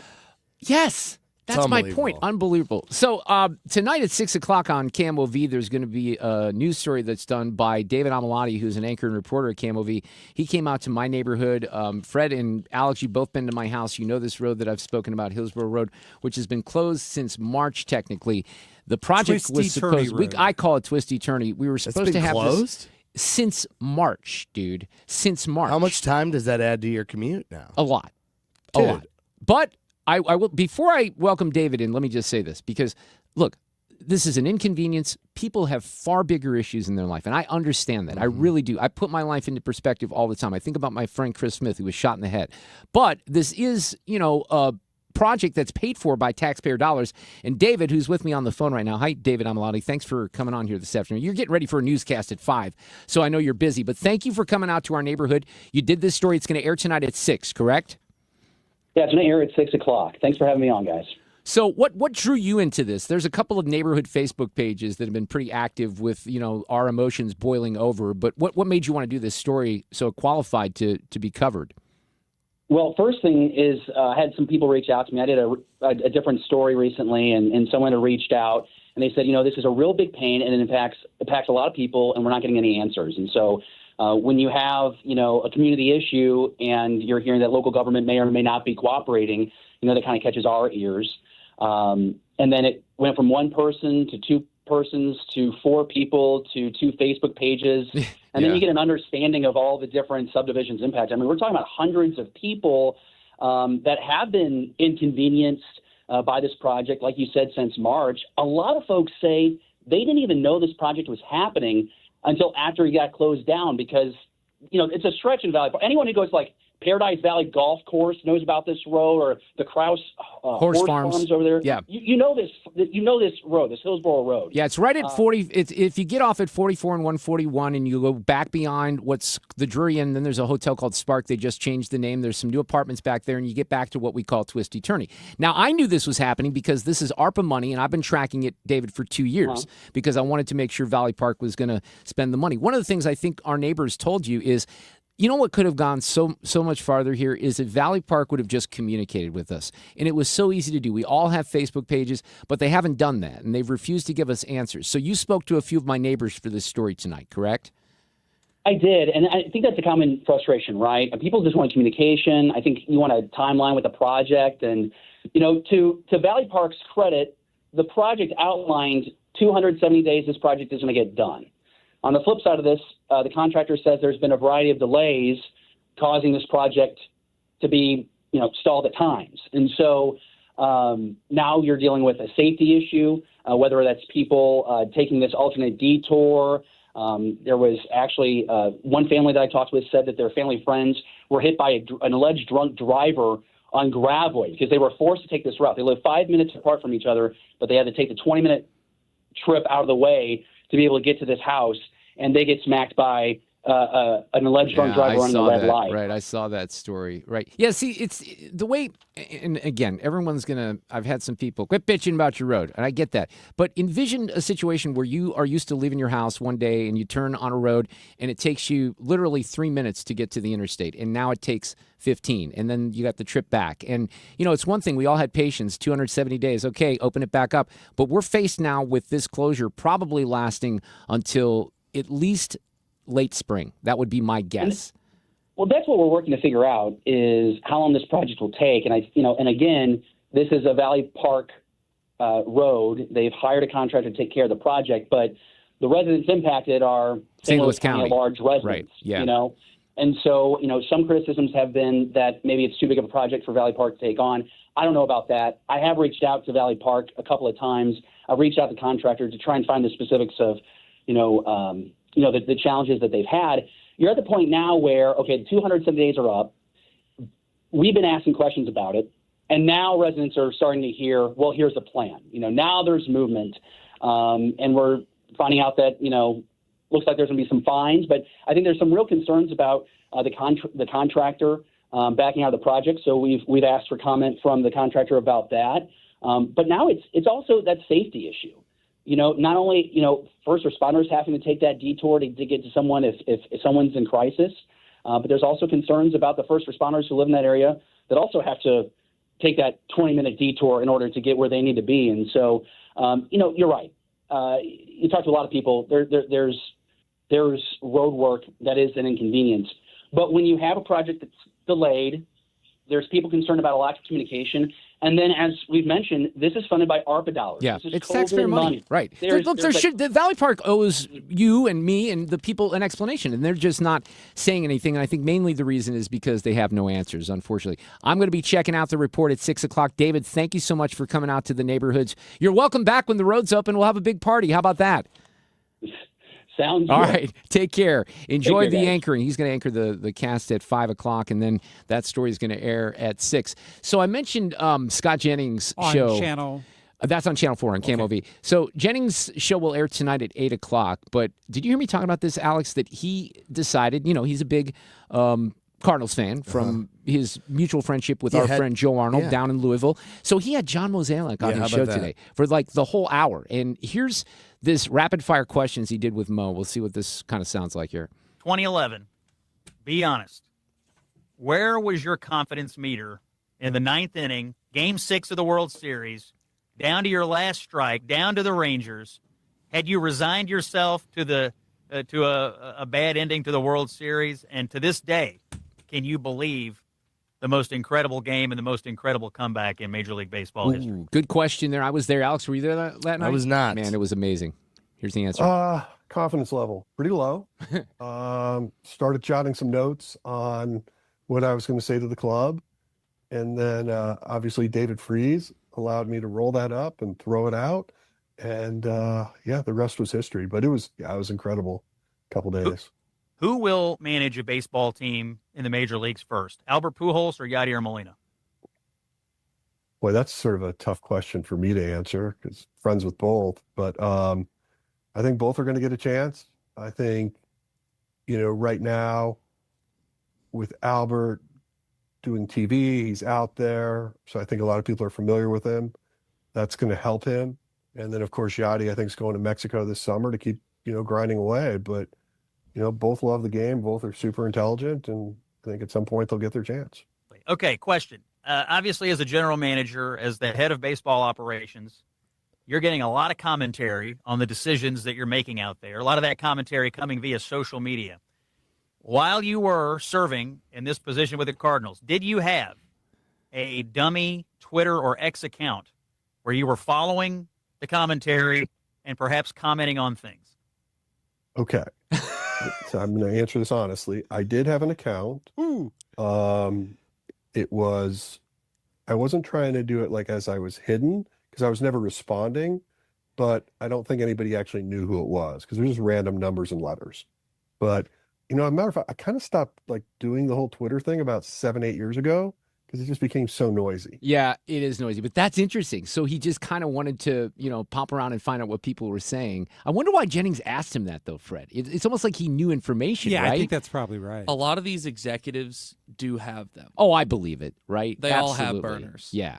The question would be, do you respond to them? Because that's when you might get in trouble, right? Because, and you know that this happens in politics, too. People are taking out dummy accounts. Look, half the people that, bitch at me and say mean things, you look at their pages, they have 32 followers or something like that. And, they're probably people that I know that just want to hit me anonymously, which is something we're kind of used to. We'll take a break. We're coming back with more. I want to talk about sideline reporters in the NFL and college football in particular. There was a little bit of a dust-up with Justin Herbert and Laura Rutledge from ESPN a couple of nights ago. I didn't talk about it yesterday. We're going to do it next. Traffic from the 97.1 FM Talk Traffic Center.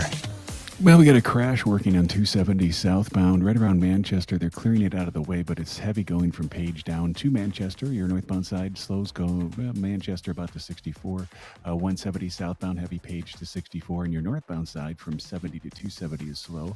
Heavy on westbound 70. This is in spots that go from 367 out to Lindbergh where there's a crash working. 64 westbound, heavy approaching the Poplar Street Bridge and then Kings Highway to 270. Your eastbound side is slow from 340 to 270. 170 to Big Bend, 44 westbound, slow going from 70 over to Arsenal. They're working to get a crash out of your way there.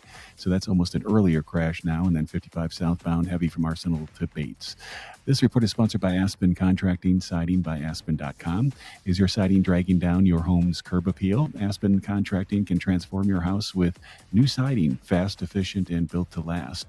Don't settle for an eyesore. Call Aspen today for your free siding inspection at 636-465-1696. I'm Trent Erickson with traffic on 97.1 FM Talk. Let's show our appreciation for local heroes. Mark Cox here. Nominate a first responder and their department could get lunch from Grill Master Tony's. I'll personally deliver it. Share their story at 971talk.com. Nominate them today. Are you nearing retirement and starting to wonder if you're truly prepared? Because when it comes to retirement planning, keep in mind Financial and Tax Architects, FTA, has helped families all across St. Louis plan to retire with clarity and confidence.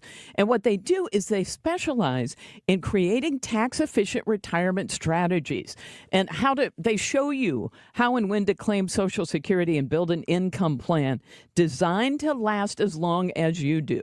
So go to their class. It's called Retirement Planning 101. It's eye-opening, but it's only 2.5 hours at one night on a local college campus. And you're going to learn how to avoid costly mistakes and reduce unnecessary taxes.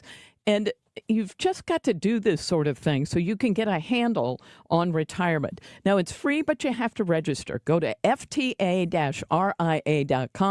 FTA-RIA.com. Overhead Door Company of St. Louis is hiring residential garage door technicians and installers. Join the team trusted here since 1926. Apply today, get a call today. No experience necessary. We will train motivated applicants to repair and install garage doors. Mechanical, carpentry, and service industry experience is a plus. Hiring bonus up to $4,000. Benefits include health, dental, vision, and pension. Earn as you learn to service the best garage door customers in St. Louis. Apply today at overheaddoorstlouis.com. Hey guys, Glover here with my friends Mark and Neil Gelman from the Gelman team of eXp Realty. Selling your home, every situation is unique. Find the best options that are right for you from the real estate team who offer more options. 314-336-1991. Go to thegelmanteam.com. You're listening to Leaf Filter Radio, and the guru of gutter protection himself, Chris Coonahan, is here to take your most pressing leaf-related questions. Hey, everybody, Chris here. I understand we have Ron on the line. Ron, where are you calling from? Uh-oh. Ron, are you calling from a ladder? Well, I was. I wanted to ask Chris what I need to do to get my gutters ready to have leaf filter installed. Oh, Ron, you don't have to do anything. A Leaf Filter Trusted Pro will come out and clean out your gutters, realign and seal your gutters, and install Leaf Filter, America's #1 gutter protection system. So I didn't need to get on this ladder? Ron, Leaf Filter Trusted Pros are in your neighborhood and ready to help. Just visit leaffilter.com/radio to schedule your free gutter inspection and get up to 30% off. Thank goodness. What was that site? To get this special radio offer, go to leaffilter.com/radio for your free gutter inspection today and get up to 30% off. That's leaffilter.com/radio for up to 30% off. leaffilter.com/radio. See representative for warranty details. This holiday season, when you get them STIHL, batteries are included. Buy select battery tool sets and get a free extra battery. Visit STIHLUSA.com for gift ideas and seasonal savings. Happy holidays from STIHL. Offer valid for a limited time only at participating dealers while supplies last. This is the Mark Reardon Show on 97.1 FM Talk, St. Louis Conservative. All right, let's go back to Monday Night Football. Justin Herbert just wins. He's the quarterback for the San Diego Chargers. And, you know, they always have the sideline reporters that interview the coaches or the players after the game. So Laura Rutledge is the ESPN reporter. She's trying to interview Herbert, and he's kind of looking around looking for his teammates because they win in overtime with a field goal, and he's not as interested in doing the interview at that moment. So this happened. I'm trying to celebrate with my team. No, I know, but so what he said there at the beginning, I'll play it again. I'm trying to celebrate with my team. And then she goes, yeah, I know. Now she's trying to do her job, but I'll comment on this in a second. So this is what happens. If you understand. Whoop, that's not the right one. That's someone in Australia. Here we go. Where's Laura? Here we go. Yeah, I'm trying to celebrate with my team. No, I know, but can we just talk to you really fast? What was it like to watch the interception there that sealed this game for you guys to get this win? Yeah, the defense played incredible. You know, they came up with so many big stops today, so proud to be able to play for those guys, and the way they compete down in, down out is really fun to watch. I don't need to air any more of it because that makes the point for it. So there's nothing in professional sports mainly, because I don't think they do this as much in collegiate football. There's nothing that annoys me more than these sideline reporters, because they offer nothing. They offer nothing. And it's always, look, I'm a fan of hot chicks probably more than anyone else. I like hot chicks, right? I don't mind seeing a hot chick on the sideline in a football game, but that's ridiculous too. You're dressed like you're going out clubbing in New York City, and you're supposed to be a professional on the sideline of a football game. That's just stupid. But you tell me, Ethan, look, there's nothing valuable that ever, the coaches don't want to do it. They're forced to do it. The players don't really want to do it. Now, I get it that we're the fans and they owe us interaction and all that. That's different than going into a locker room at a baseball game and getting reaction from the players and asking them questions. So I don't even put Jim Hayes in this category. Jim offers content, personality, information. I don't mind it. All right, here's where it is valuable, all right? Laura Rutledge is on the sideline. There's an injury. We're finding out information that's happening at that time. That seems valuable to have someone down there who is not in the booth to get that information. You're reporting back to the booth. But these stupid interviews they do at halftime or even before the quarter or whatever, they're a waste of time. What It's about post-game? embarrassing. What It's about uncomfortable. post-game? This was No, post-game. you know what? For that, what is he going to say? They all say the same damn stuff. I'm pretty sure just 2 days ago, we pulled a clip of a post-game interview, if you don't remember, and we played it on air. It was the Fernando Mendoza cut. That is why they do it. That's a different. That I Well, agree I with even him. said I That took was the out greatest collegiate call. sports because they don't do this. It doesn't seem like they do this as much in college sports. All right. So in fairness, that's a great example. I would say that qualifies in a different way. I'm mainly talking about the halftime stuff, the stuff that goes on before, the quarters or whatever. But yeah, okay, you get a reaction from a college kid like that. That was a moment. There's no doubt about that. If you want to get rid of it, that's a different argument. I'd be open to that. I'm okay with that. But all of these guys know that this is how it goes, and I'm not a big fan of what Justin Herbert did here. No, you're in the majority. I'm in the minority, I think, on this. So you don't think that he was in the wrong for what he did? No, not really. He is the star. He is the quarterback. Right. He is the face of his team. Yeah. It is attached with the title that you are going to have to do this. Laura Rutledge, whether you like that it's a thing or not, is just doing her job. It's what she's supposed to do. I suppose and he knows that just as well as everyone else. And that's fair. I guess my point is that I wish she didn't have that job because and that's a different I argument. don't like it. And they're just it's the biggest waste of time. The players never say anything. The coaches never say anything. It's only to give someone a job typically who isn't qualified to be in the booth. Laura, in that case, was doing her job. I can't fault her. But look, they just won in overtime. He's trying to give some high fives and stuff like that. All right, Alex, what do you say here? No, I mean, I don't know. I've always been completely stunned that that's even a thing that they're able to get these coaches at these times. Well, they force them to do it. Which is crazy, in my opinion. I think that it's sometimes is good content, yes. But, honestly, they're trying to answer the question as quick as possible and get in and out of there because they're trying to go coach a game. They're trying to lock in and focus. So, I don't know. I more so like when they have them, let's use college game day, for example. I like when they have them sit in that morning for a long form interview. Well, now, that's because it's interesting. At the same time, it is crazy to me where it's that coach is spending that time that morning before that massive game doing an interview. But again, like Ethan said, well, their responsibilities here. Look, it's part of their job. Yeah, I went to Hollywood for 20 years and I interviewed people in movies, and it was their responsibility. And believe me, there were some of them. I was in the room when some of them mocked us. I remember Woody Harrelson poking a lot of fun at us and Jesse Eisenberg one time when I caught their comments in the hallway, and we probably deserved it because everyone asks the same stupid questions. But Ethan, to your point, I think it's fair to say that the post-game interviews are a little different. I'm mainly talking about, we're going into halftime. We're going into the tunnel. Your team is getting its ass kicked, and all of a sudden Laura Rutledge or someone else sticks a mic in your face and says, what do we need to do better? What the hell are you going to say that's really applicable to that moment? You're not going to give your game plan away. You basically just want to get into the locker room to yell at your team or whatever the situation is. So I would say, now that I think about it, see, I'm very flexible, I adjust on the fly, that the post-game interview, the Mendoza, example was pretty good. So you kind of got me there. I hate when that happens. They're different things that we're arguing about. One of them is saying that there is no purpose to some of the times in which they do interview. I think that is a fair point. And the other one is arguing that Justin Herbert didn't go about this the right way. He knows how this goes. He probably didn't. I mean, he knows what the responsibilities are, but I also see in the moment, he's trying to find some of his teammates. I do think that he got beat up on more than he should have for this particular moment. He got sacked 7 or 8 times. No, I mean, just in this. I mean, the way that people piled on Justin Herbert for that particular, all he did was kind of walk away momentarily. There was one post that went super viral from it, and that's where the attention came from. Right. And I think I give credit to Rutledge for not giving up when he said, I just want to celebrate. It'd be easier to just shy away, be like, okay, all right. No, that's her job. And again, she's doing her job. Right. They're doing their job. It's just the Aaron argument Andrews of, is has the job necessary? I'm saying, where is now? Look, when I think about Aaron Andrews, I always thought that she was interesting and there was interesting content, and she would do a lot of interviews with players. You remember her Richard Sherman interview back in the day? I'm the best in the game. Yeah. You do get a lot of good. Like you're saying, but a lot of that happens in the post game too. Yeah. Mainly, I guess, when I really narrow it down, it's these coaches' interviews as they come back into the half or go out of the half, because there's just nothing that they offer. I think that's fair. And some of those are recorded. They'll go into the first series of plays, and then they'll say, hey, we got Coach. Look at what Coach Drink does every time. He didn't want to do it. And then every time, M-I-Z. He just ends that way. Can I ask you, can I get opinions here while we're in here 30 wrapping seconds. Up? Mendoza, Heisman.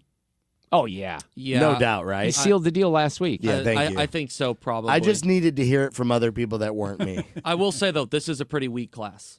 Like in other years, he's not. Don't make winning him the feel Heisman. bad. I didn't ask your opinions thank you. on details. I just asked what you thought on He's it. going to win the gonna Heisman. That was rather unfair, Ethan. You were mean to Alex there. Go yeah, Hoosiers. I think you're safe. Go Hoosiers. Thank you, Alex Rich. We'll see you. Traffic from the 97.1 FM Talk Traffic Center. 170 southbound, pretty heavy from Page down to 64. Your northbound side from 70 to 270 is slow, but not terrible. 270 southbound, pretty heavy. Page to Manchester, northbound Manchester to past 64 is a little slow. 70 westbound, heavy spots from 367 to Lindbergh. We had an earlier crash, that's gone. 64 westbound, heavy approaching for the Poplar Street Bridge. And then from Kings Highway to 367 or 270, make that. Eastbound side from 340 to 270 is heavy, and then 170 to Big Bend. And 55 southbound, heavy from Arsenal down to Bates through the work zone. I'm Trent Erickson with traffic on 97.1 FM Talk. From our family at Air Comfort Service, heating, cooling, and insulation to yours. Happy holidays. You want to hurry this up, Mark? I'm freezing my baguettes off. Relax, Grandpa. Air Comfort Service is on their way. Aubrey, you're not doing anything. You want to let me know when they get here? Honey, her eyes are frozen shut. Plus, Avoid a 5-alarm emergency with an HVAC system check from Air Comfort Service Heating, Cooling, and Insulation. Learn more at aircomfortservice.com. Hey, it's Tom Ackerman. Where do you go for your annual eye health examination? Ophthalmology Associates, of course. Doctors Greg Birdie and Ranjan Malhotra. Dr. Robert Bersati, he's the one I saw, or Dr. Andrew Royer. They are available to you and are there to take care of all your vision needs at Ophthalmology Associates. They're on Manchester Road, a half-mile west of 270. Your vision is their business at Ophthalmology Associates. In fact, many of their patients are doctors themselves. That's why they call themselves the doctors, Ophthalmology Associates. Are your eyes itchy and scratchy? It could be more than just allergies. They're the leaders in dry eye diagnosis and treatment. They're the leaders in LASIK and discussing those procedures. And if you're having difficulty reading or driving at night, you have glare from oncoming headlights, could be early signs of cataracts, and they can talk to you about multifocal lens implants. Ophthalmology Associates, youridoc.com. What stresses you out about the holidays? Maybe it's getting that house just perfectly clean. If that's the case, call my friends at Zero Res. Mark Cox here. Is your house ready for the holidays? Well, here's your phone number, 314-474-2020. That gets you to Zero Res. Here's the deal. If you need your season to be jolly and you don't want to stress out and you want to make sure the house is perfectly clean to impress your in-laws and your friends when they come over, just remember, you can Zero Res anything. They can do grout and tile and carpet and air ducts and hardwood. It is for your home and your business. Zero Res can handle it all. They do it with zero residue, no harsh chemicals or cleaners, and your house is beautiful. Go ahead and get it clean. Don't miss out. Call 314-474-2020. Tell them you want the 97.1 special. The spots are filling up fast. Go to ZeroResSTL.com. Hey, good morning. You're heading to the airport, right? Yep, thanks for checking. I like the car. How long have you been a rideshare driver? About 3 years now. I really enjoy it. Isn't it hard to make money these days with the price of gas being so high? Not for me. I use Upside, the free app that gives you cash back for every gallon of gas you buy. Wait a minute. Are you saying you actually get real money back when you get gas with the Upside app? Yep, I get real cash back every time I get gas. Does that actually add up to anything? I'll make around $200 to $300. Wow, that's serious extra cash. I'm downloading the Upside app now. Download the free Upside app now to earn real cash back every time you buy gas. Use promo code NEXT for an extra 25 cents per gallon bonus on your first tank. You can cash out anytime right to your bank account, PayPal, or a gift card for Amazon and other brands. Just download the free Upside app and use promo code NEXT for a 25 cents a gallon bonus on your first tank. That's code NEXT. The team at Ricken Financial want to help you make educated and informed decisions about your retirement strategies. Why not rely on individuals who can optimize your thinking and optimize your plan and optimize all the resources and show you what's all available to be able to make a truly informed decision. Call Ricken Financial today, 314-207-6211, or online at rickenfinancial.com, and join us for Kickin' with the Rickens, Sunday at 1 p.m. here on 97.1 FM Talk. Investment advisory products and services made available through Impact Partnership Wealth, LLC, IPW, a registered investment advisor. KFTK FM Florissant from the Kaufman Townsley St. Louis's Injury Lawyers Studio. Call 314-777-7777. That's 314-777-7777. Duane Patterson after Fox News. It was transporting sanctioned oil. I'm Lisa Lacera, Fox News. That's what Attorney General Pam Bondi is saying after the U.S. seized an oil tanker off the coast of Venezuela. During a roundtable with business leaders, President Trump announced a large tanker was seized not far from Venezuela. Large tanker, very large. Largest one ever seized, actually. And other things are happening. The president did not offer details on the seizure. It was carried out by the Coast Guard with support from the U.S. Navy. Fox's Jared Halpern, and the president had a warning for the president of Colombia, Gustavo Petro.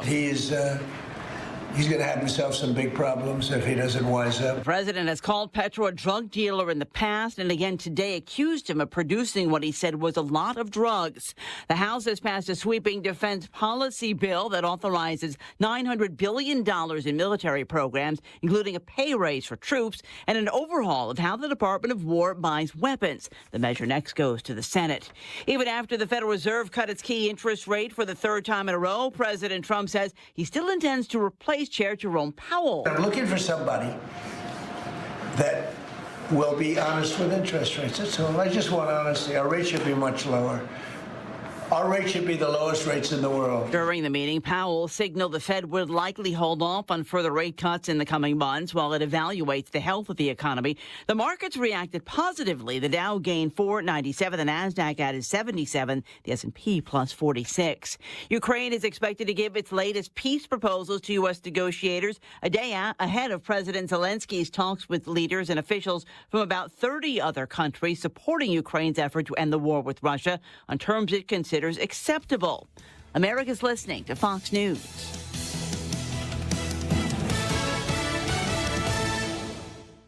Hear that? That's Mike. He took ZQL Ultra, so now he's sleeping soundly on a Sunday night. ZQL Ultra helps Mike fall asleep fast, stay asleep longer, and get the deeply restorative sleep he needs, so he can wake up refreshed and ready to conquer Monday. Let's do this Monday. ZQL Ultra. Not for colds, just for sleep. Really great sleep. Use as directed. Keep out of reach of children. Welcome back to Winter Hack Radio, the place for clever hacks to survive the season. Icy driveway? Well, try spreading sand or birdseed to help with traction. Snowy puppy paws? Well, grab a whisk, brush it off, done. Catch COVID-19? Well, just get... Actually, there's no hack for COVID-19. But if you test positive, prescription medications for COVID exist. Ask your doctor if they're right for you. Visit PfizerForAll.com to learn more. Sponsored by Pfizer. Air Comfort Service, heating, cooling, and insulation, weather. Changeable skies this afternoon. Our temperatures continue to slowly drop, mid-30s by sunset, and the winds are something fierce. Some of the wind gusts pushing 50 miles per hour. Cloudy skies. A couple of snow flurries here and there. That's about it, though. 28 Thursday, mostly cloudy. A couple of flurries, 38 degrees. 42 on Friday, but then a boatload of cold air comes in for the weekend. This is 97.1 FM Talk. Chief Meteorologist Dave Murray. This hour of the Mark Reardon Show is sponsored by Gamma Tree Experts. Your trees deserve the best care. Call Gamma Tree Experts. This is the Mark Reardon Show on 97.1 FM Talk. Oh, man, are we loaded up for tomorrow's show? I mentioned yesterday, there were two things yesterday musically that caught my attention. One, in a very, very sad way, because Raul Malo of the Mavericks passed away from colon cancer at the age of 60, and I loved him dearly, and I will miss him so much, and it's one of my favorite performers ever. He always put a smile on my face. But then, on the other side of the equation, the Canadian rock trio Triumph. Now, you have to be of a certain age to appreciate this. They were Casey classics, though, back in the day here in St. Louis. They loved St. Louis. They had a big, big following here, which is why we're on the list for the reunion tour, 50 years of Triumph. And Gil, who's the vocalist, I had Rick Emmett on about 2 years ago, plays guitar for Triumph. He sings a little bit. Gil is the singer. He's going to join us tomorrow with a little promo of that tour. The tickets go on sale on Friday. Bethany Mandel will be here tomorrow from Jerusalem, so that'll be fun to catch up with Bethany. We have a Reardon Roundtable set for Friday with Jane, State Rep Steve Butts, and State Senator Nick Schroer. It's nice of Nick to make an appearance. We've only invited him every Friday for the last 3 months, and he's been busy all those times, but I guess he's making an exception. It's been a few weeks since I visited with our next guest, my friend Duane Patterson with HotAir.com, host of the Duane's World podcast. There's so much to catch up on. How are you? Merry Christmas, Mark. Yeah, and Merry Christmas to you. Sue. How are you? Sue is actually off today, so you don't even have to get the hi Sue in there because she's celebrating her wedding anniversary in Chicago. She's been married for a year now. I see. Well, that's kind of a thing to do. So I want to take just a quick second and thank. This is a season of gratitude, right? It is. I mean, okay. No doubt. I want to thank every single listener in the 97.1 FM talk audience, every single one of them. Why? Because in their own way, they contributed to making the upbringing and the education possible. I know where this is going. So that we can have Jasmine Crockett next year. Thank you. On behalf of all of us in my line of work as a radio producer, as a columnist, as a podcaster, as a broadcast professional, thank you, St. Louis. Yeah. Thank you for everything you have made possible. She is the gift that keeps on giving. And look, you also have to thank us because we provided Cori Bush for all those years as well. I know, but Cori Bush, she was like the John the Baptist compared to Jasmine Crockett, right? I mean, she's referring to herself as what would JC do? Yes, I know. But look, Duane, she's the school that she went to here, MSCDS, very fancy private school, right? She's not dumb. There's no way. She's not a dummy at all. Right. She just plays one when it works for her. Exactly. But you don't really think that Jasmine Crockett, if she was on sodium pentothal or whatever the truth serum is, and you asked her, do you really think you have even a shot in hell at becoming the next United States Senator from Texas? She would say no, of course, but she's I don't think that's the point. The point No, is it's not the point, right? She wants the attention. It's grift. Yes. No, it's grift. It's a book deal. Yes. She wants the grift. No, I agree with all that. Yeah, it's grift, and it's just she wants the attention. It's all for that. And look, to a certain extent, maybe you can't blame her because this is where I feel a little guilty because she is the gift that keeps on giving for guys like you and me, but she's just a clown show, and I hate giving her the attention. We have this woman here in Missouri, and I don't even know who she is. I won't even mention her name, but she's got a fair amount of followers. She ran for office and was unsuccessful. But people on my side love to give her tweets attention, to mock her or to rip on her. And my point is always, she loves it. She's doing it because she wants the attention and she wants the people to pick on her. My guess is Jasmine Crockett loves it when Trump brings up her name, right? Oh, of course she does. I mean, she's an attention hound, and I totally understand that. But by being the attention hound, she and Zohran Mamdani are going to be the face of the Democratic Party next year. And I just think that's just spectacular. It is spectacular, but I had my friend Sean Spicer on earlier, and of all the people that I talk with pundit-wise, you included, he perhaps may have expressed the most concern about where the Republicans might be heading into next year with the midterms because of economic situation. So we know that President Trump was in Pennsylvania last night. It was a long speech. He was doing a lot of weaving. There was a lot of fun. He made fun of the turban and Ilhan Omar. That was a special moment. But and her brother. What? That she married, right? Look, I'm in the camp that says, yeah, we've got these special elections. We've seen some things that are not really favorable for Republicans. Sean pointed toward Tennessee and says, look, if you can't blow out a woman who hates Nashville and country music, then you shouldn't be in the race. Now, that guy did win over the nutbag in Tennessee, but you know that the legacy media is going to make this all about promises that weren't kept and the economy is what is going to be the focus next year. So what did you think of last night and how that might portend to what might happen here in the coming weeks as the Republicans head into 2026? There's lots of doomers on our side of the aisle, my side of the aisle, that are hitting the panic button saying, oh, we're going to get killed, we're going to get crushed, things, all is lost, all is lost. I'm not buying it at all. And I could hit the panic button if we get to summer next year and the economy is still kind of sputtering, waiting to really fire, on all engines. and the president's not doing any messaging and we're still kind of scattershot, then I'm really concerned. But here's the deal. $18 trillion of investment has come into this country. There is factories being built all over the country. There is all sorts of onshoring going on. CAFE standards have been lowered, so we're going to start the CEO of Ford said new cars are going to be a lot less expensive than they used to be because they don't have to meet all these stupid, silly edicts by a bunch of enviro leftists. So you got all sorts of things going on that the economy is going to come to us. It's like it's like playing a game of football, and you control the line of scrimmage. Eventually, the game's going to come to you if you dominate the line, right? I think, look, my concern would be this, and I'm more of you know this because you've known me now for a couple of years. I'm more of a glass half empty type of guy. But on the economy, I see things that very much concern me, including a lot of debt that households are, taking on. And when we were coming out of the pandemic, I mean, that had been reduced to almost nothing. Yep. So people are still going to buy, and they're still buying, but they're putting it on the credit cards, and they're doing that more than ever. And then you have prices that are increasing. So what I think, was misinterpreted on the affordability thing last night by a lot on the left, because Trump's not calling affordability a hoax. He's saying, look, the Democrats have come up with this new talking point, and they want to hit him every time on this quote-unquote affordability. But having said that, look, this is real. And, the one figure that sticks out, I'm not even sure who first told me this. I've had to share this with my wife just as a reminder. If you spend $27 extra a day, that's $10,000 a year.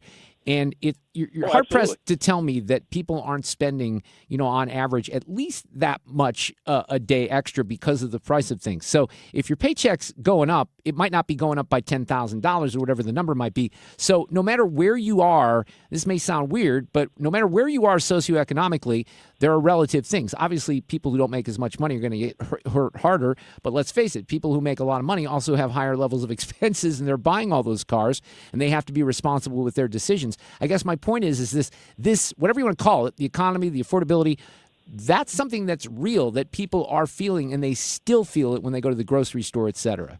No doubt. What I will say, what's gas right now in St. Louis? It's pretty low. We're under, I think $2.50 at this point. You're $2.50. Well, I'll have to let me check on that. You're in California. You're probably at $5. I'm right at about 506 for the good stuff. About 506. Okay, you're talking, but that's for premium. That's for premium, okay, but that's 271. I know I have premium too. Unfortunately, 271 for regular unleaded right now. That's what we have right now. Okay, so where was it when Joe Biden was at 9% inflation? A lot higher. Yeah. So the bottom line is things are improving compared to where they were 2 years ago.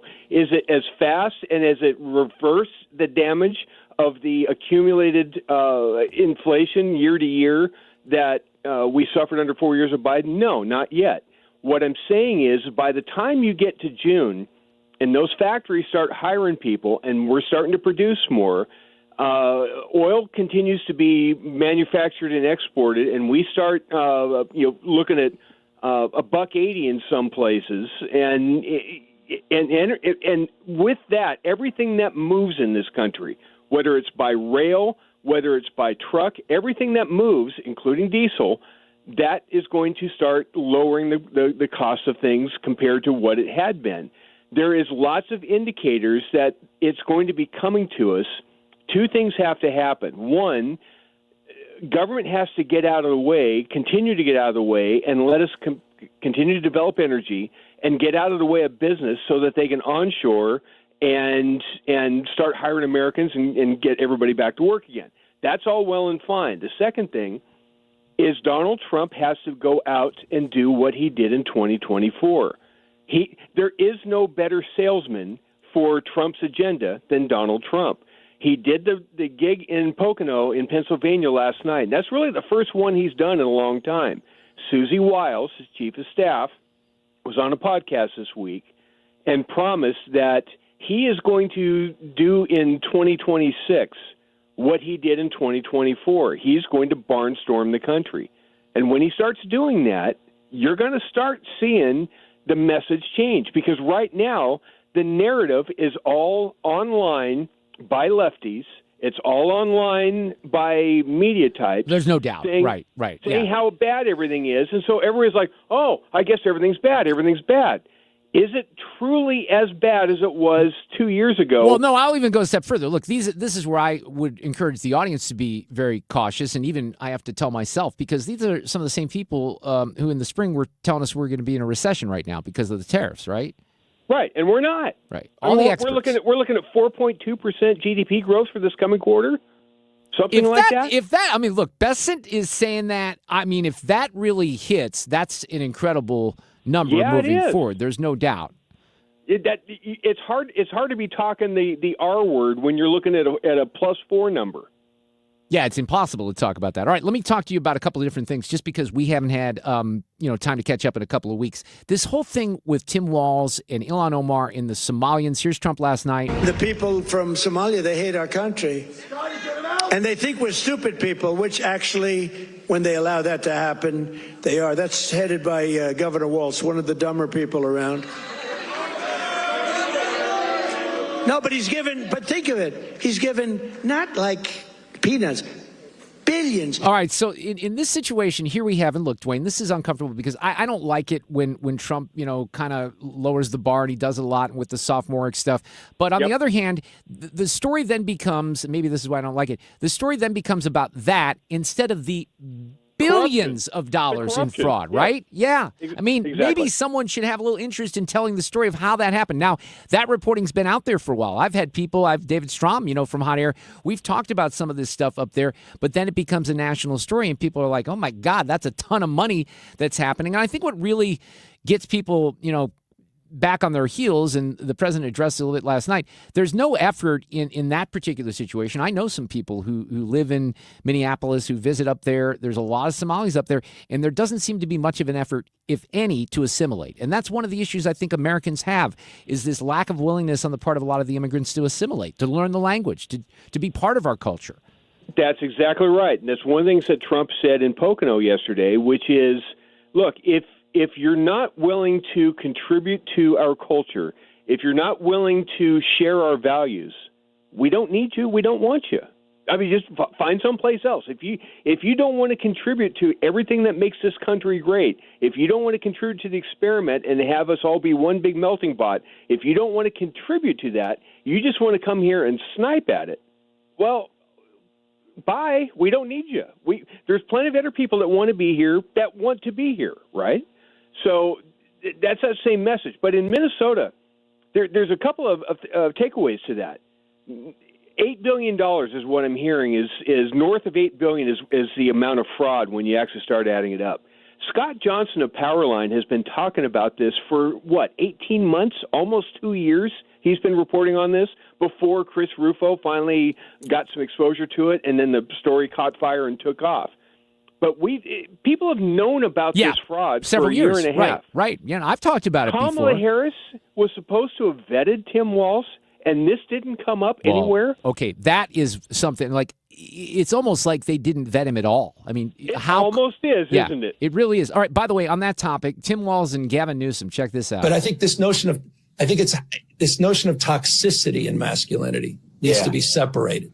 And I think it's been conflated. And I think we're going to have to work on that a little bit. And I think there is a crisis. I think some of us scare them. I think I scare them a little bit why they spend so much time on it. No, I'm serious, because I can fix a truck. They know I'm not bullshit on this. Yeah. I'm not putting this in people's grill. I don't know if my identity is not hunting. My identity is not football coaching. My identity is not a beard and a truck. Yeah, there he is, the poster child for masculinity, Tim Walz. Doesn't get any better than that, does it, Duane? Jazz hands, yes, Governor Jazz hands and Governor Hairdo. That's what screams masculinity to me. You put those two in a room together, and it's basically the political equivalent of Dumb and Dumber, right? I mean, Gavin Newsom, don't even get me started on him. He was complaining that because of climate change, he surveyed the fire damage as the fire was going on here in Pacific Palisades and Pasadena, and he's now claiming that he was a victim of the climate changes because his hair caught fire with a burning ember. No, he did not say that. Are you serious? To God, I missed that. Said that. He said that, and his press office, when pressed about it, they released a video of him looking like a superhero with his cape blowing in the wind, with his chin up, surveying the damage as it's going on. And they said, see, this is proof. There's only one thing that's missing from that video, his hair catching on fire. Other than that, it totally is corroborating. You know, you bring up climate change, though. Let me touch base on this before I let you go, because it's really interesting. It's a topic that I've talked about literally for decades. I've never bought into the hysteria and the alarm. I've always described myself as a lukewarmer. I understand that there are warming trends and the climate has changed and all these things. And maybe we're causing part of it, but I don't think there's any proof that we're causing all of it. And I do know that there's nothing we can do to solve any of it outside of just shutting off most of the planet, not just this country, but China and India. But it's interesting because finally, after decades of saying stuff and mocking all this climate alarmism out there, which, you know, all you have to do is go back to 1994 in the New York Times and look at the apocalyptic predictions and all this stuff. I'm sure you've heard even more of those out in California. But that house of cards is collapsing. Isn't it interesting? It's not only collapsing, it's past tense has collapsed. One of the clowns that's running for governor out here, we've got jungle primaries in California, so 1,000 people run, right? One of the people running is Tom Steyer, a billionaire, who made his fortune basically destroying the climate. And once he made his billion in the business world, he got guilty about it, and he's been running on climate change ever since, trying to give all of his money away to climate causes. He's run for governor before, but what makes it different this time compared to last time is his main campaign plank 4 years ago when he tried to run unsuccessfully was everything had to be climate changey, right? We had to stop oil, stop fossil fuel, had to move to electric. Just everything about his platform was all about energy, reducing it, clean energy, and all that kind of stuff.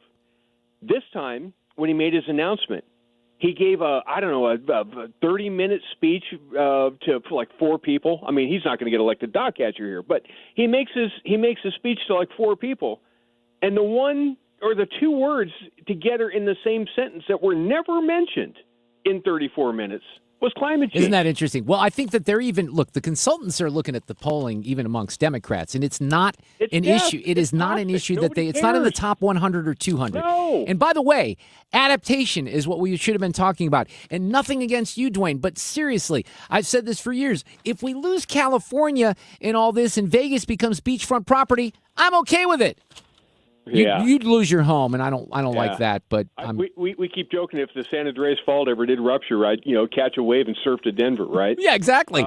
Yeah. Well, look. No, California, you kind of want it a little bit because we still, at least for now, have 2 or 3 refineries which feed part of the West Coast. If those went offline, you'd have problems because we don't have enough refineries right now, and the nation's grid would not exactly work too well. Hey, by the way, I know. Bit. I'm teasing a little bit, but I want to go back to just one thing before I let you go because you were talking about jobs and energy and everything. This is something I mentioned with Sean Spicer, too. Selena Zito was on a couple of days ago. We highlighted it. We have a steel plant. Granite City across the river used to be big steel producers. We have a steel plant that is firing up again, 400 jobs, 400 new jobs. That is a big story, but the legacy media is not covering that.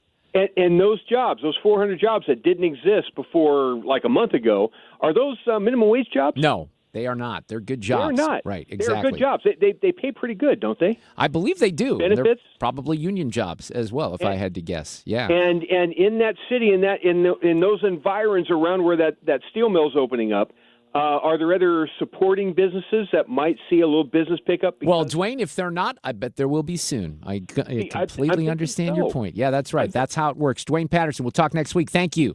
Take care. All right, we'll see you. Traffic from the 97.1 FM Talk Traffic Center. 270 on your southbound side. It's heavy from Page to 55. Your northbound side from Manchester up to 70 is slow. 170 southbound, heavy Page to 64. Northbound from Page to Natural Bridge with a crash working. 70 westbound, heavy spots from 367 over to O'Fallon all the way out. The eastbound side slows pretty heavy. 170 to Hanley. We've got another crash there. 64 westbound, heavy spots from Forest Park Parkway through Chesterfield. And then eastbound side, spots from 141 to Big Bend. And 55 finally, southbound is heavy from Arsenal to Bates. I'm Trent Erickson with traffic on 97.1 FM Talk.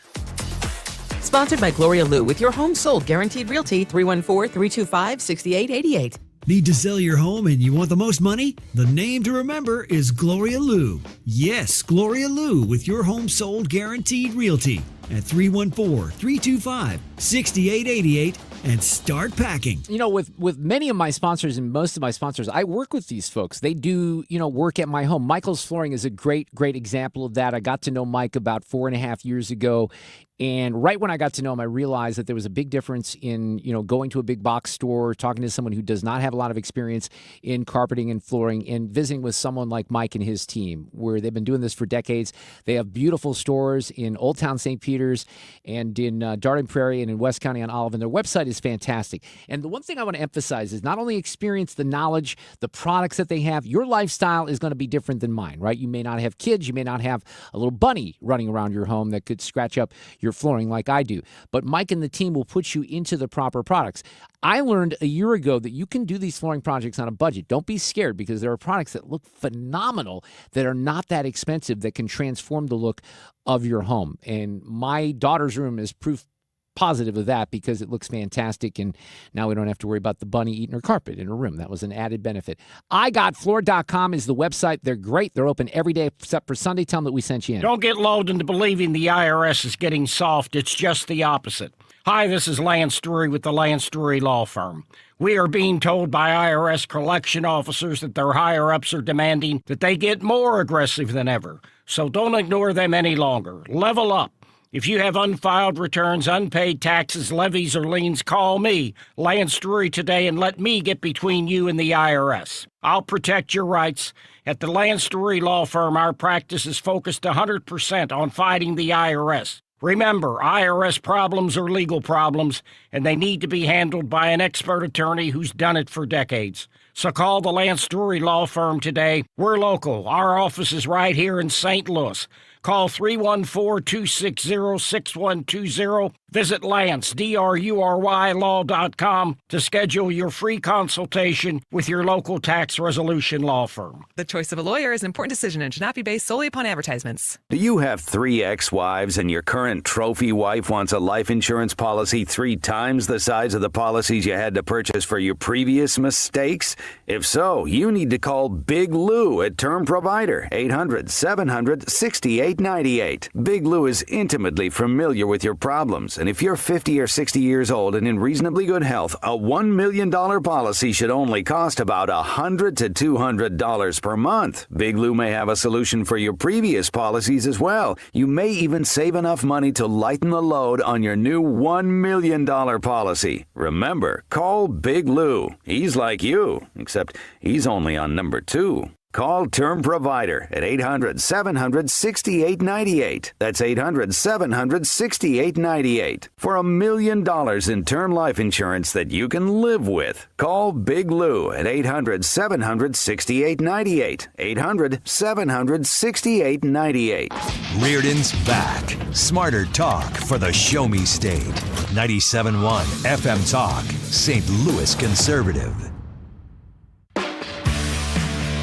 We're going to talk about Australia and what they're doing with social media here in just a few minutes. Plus, I will have an audio cut of the day. Charlie Kirk, of course, was assassinated at that event at Utah Valley University on September 10th. He was just 31 years old.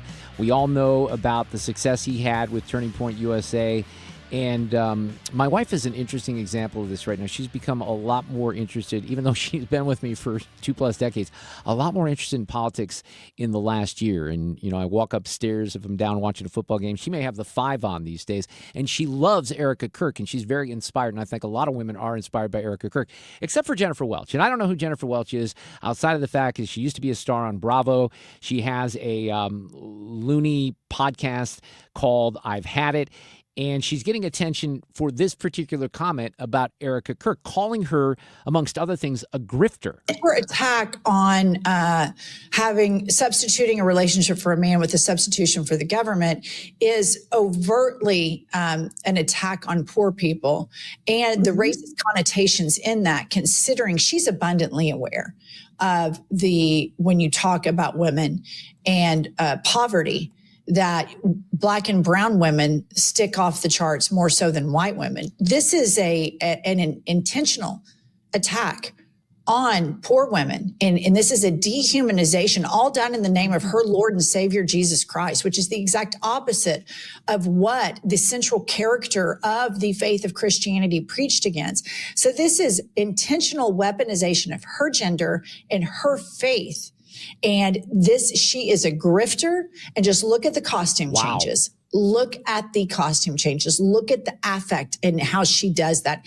It's wild. This woman should be kicked to the curb. She is an absolute grifter, just like Donald Trump and just like her unrepentant, racist, homophobic husband was. Well, she's not shy about her opinions, but again, you have to kind of think about the media narrative, and I don't know that she's someone that's well known enough for legacy media to cover it, but I will tell you that if somebody said something that despicable about someone on the left, that it would, if someone on the right did that, it would certainly get a fair amount of attention. Then people are going to say, well, President Trump does that all the time.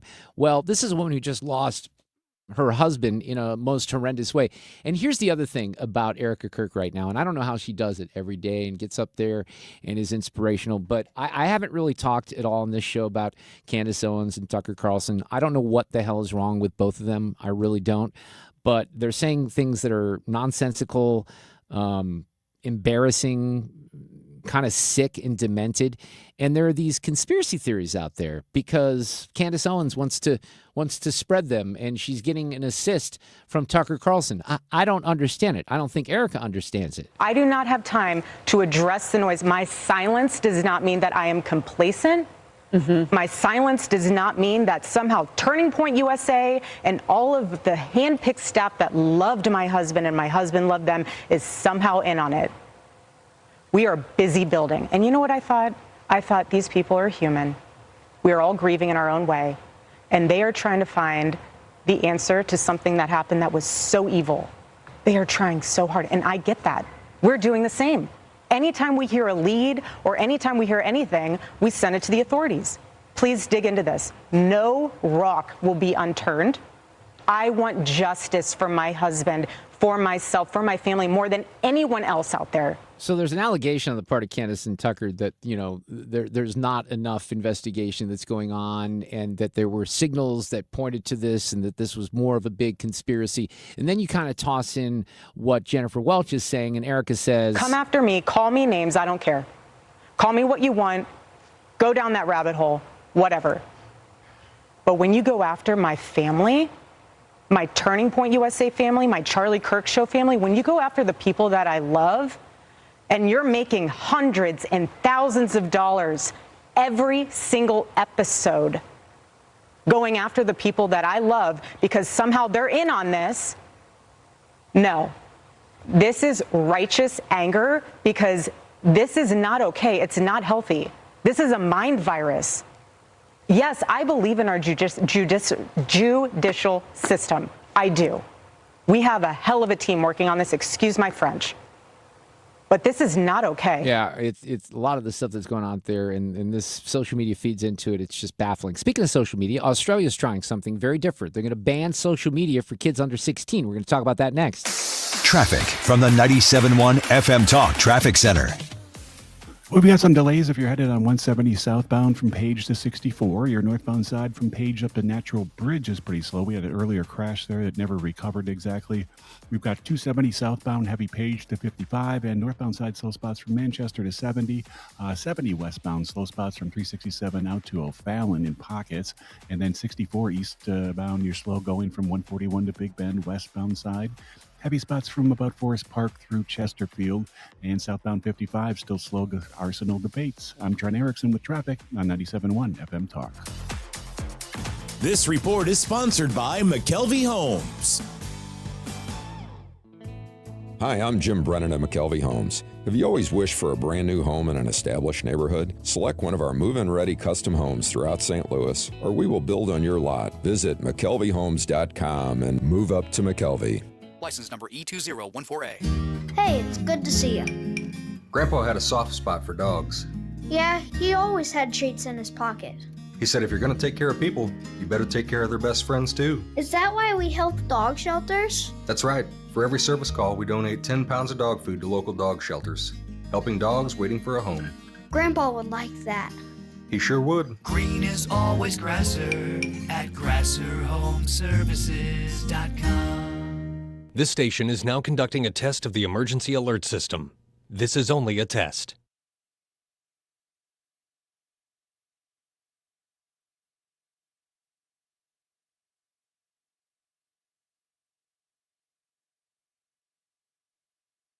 Hey, Stewie, I need some cash. I need money. Who doesn't need money? What can you do for me? You know, Annie, this is a question people ask all the time. Now, pay attention because this is important. Don't get a home equity line of credit. A home equity line of credit is a credit card in your house. It's typically not a fixed rate, so it's an adjustable. You pay interest only. And there's a short-term opportunity to take the money out, and then later on, it turns into a loan that's a really high interest rate. Cash out refinance. That's the most important thing. Refinance your entire mortgage. Get the best rate that's out there. Give yourself the opportunity to refinance later when the rates drop. A cash out refinance is a little bit higher of a rate than a rate and term refinance. Do the cash out now, set yourself up for the future, and get the best deal out there. Just do me one favor. Don't tell my wife about this because she's going to want all the cash in the world to buy a new car. Well, if you want to know more, Google the Bagel Loan to find out more information or call my friend Stewie, 314-324-4440. That's 314-324-4440. Google the Bagel Loan for more information. NMLS number 226715. Men. Need a clinic that accepts all insurance, including Medicare? U.S. Men's Medical Center in St. Peters does. U.S. Men's helps men experiencing loss of energy, focus, concentration, and low libido.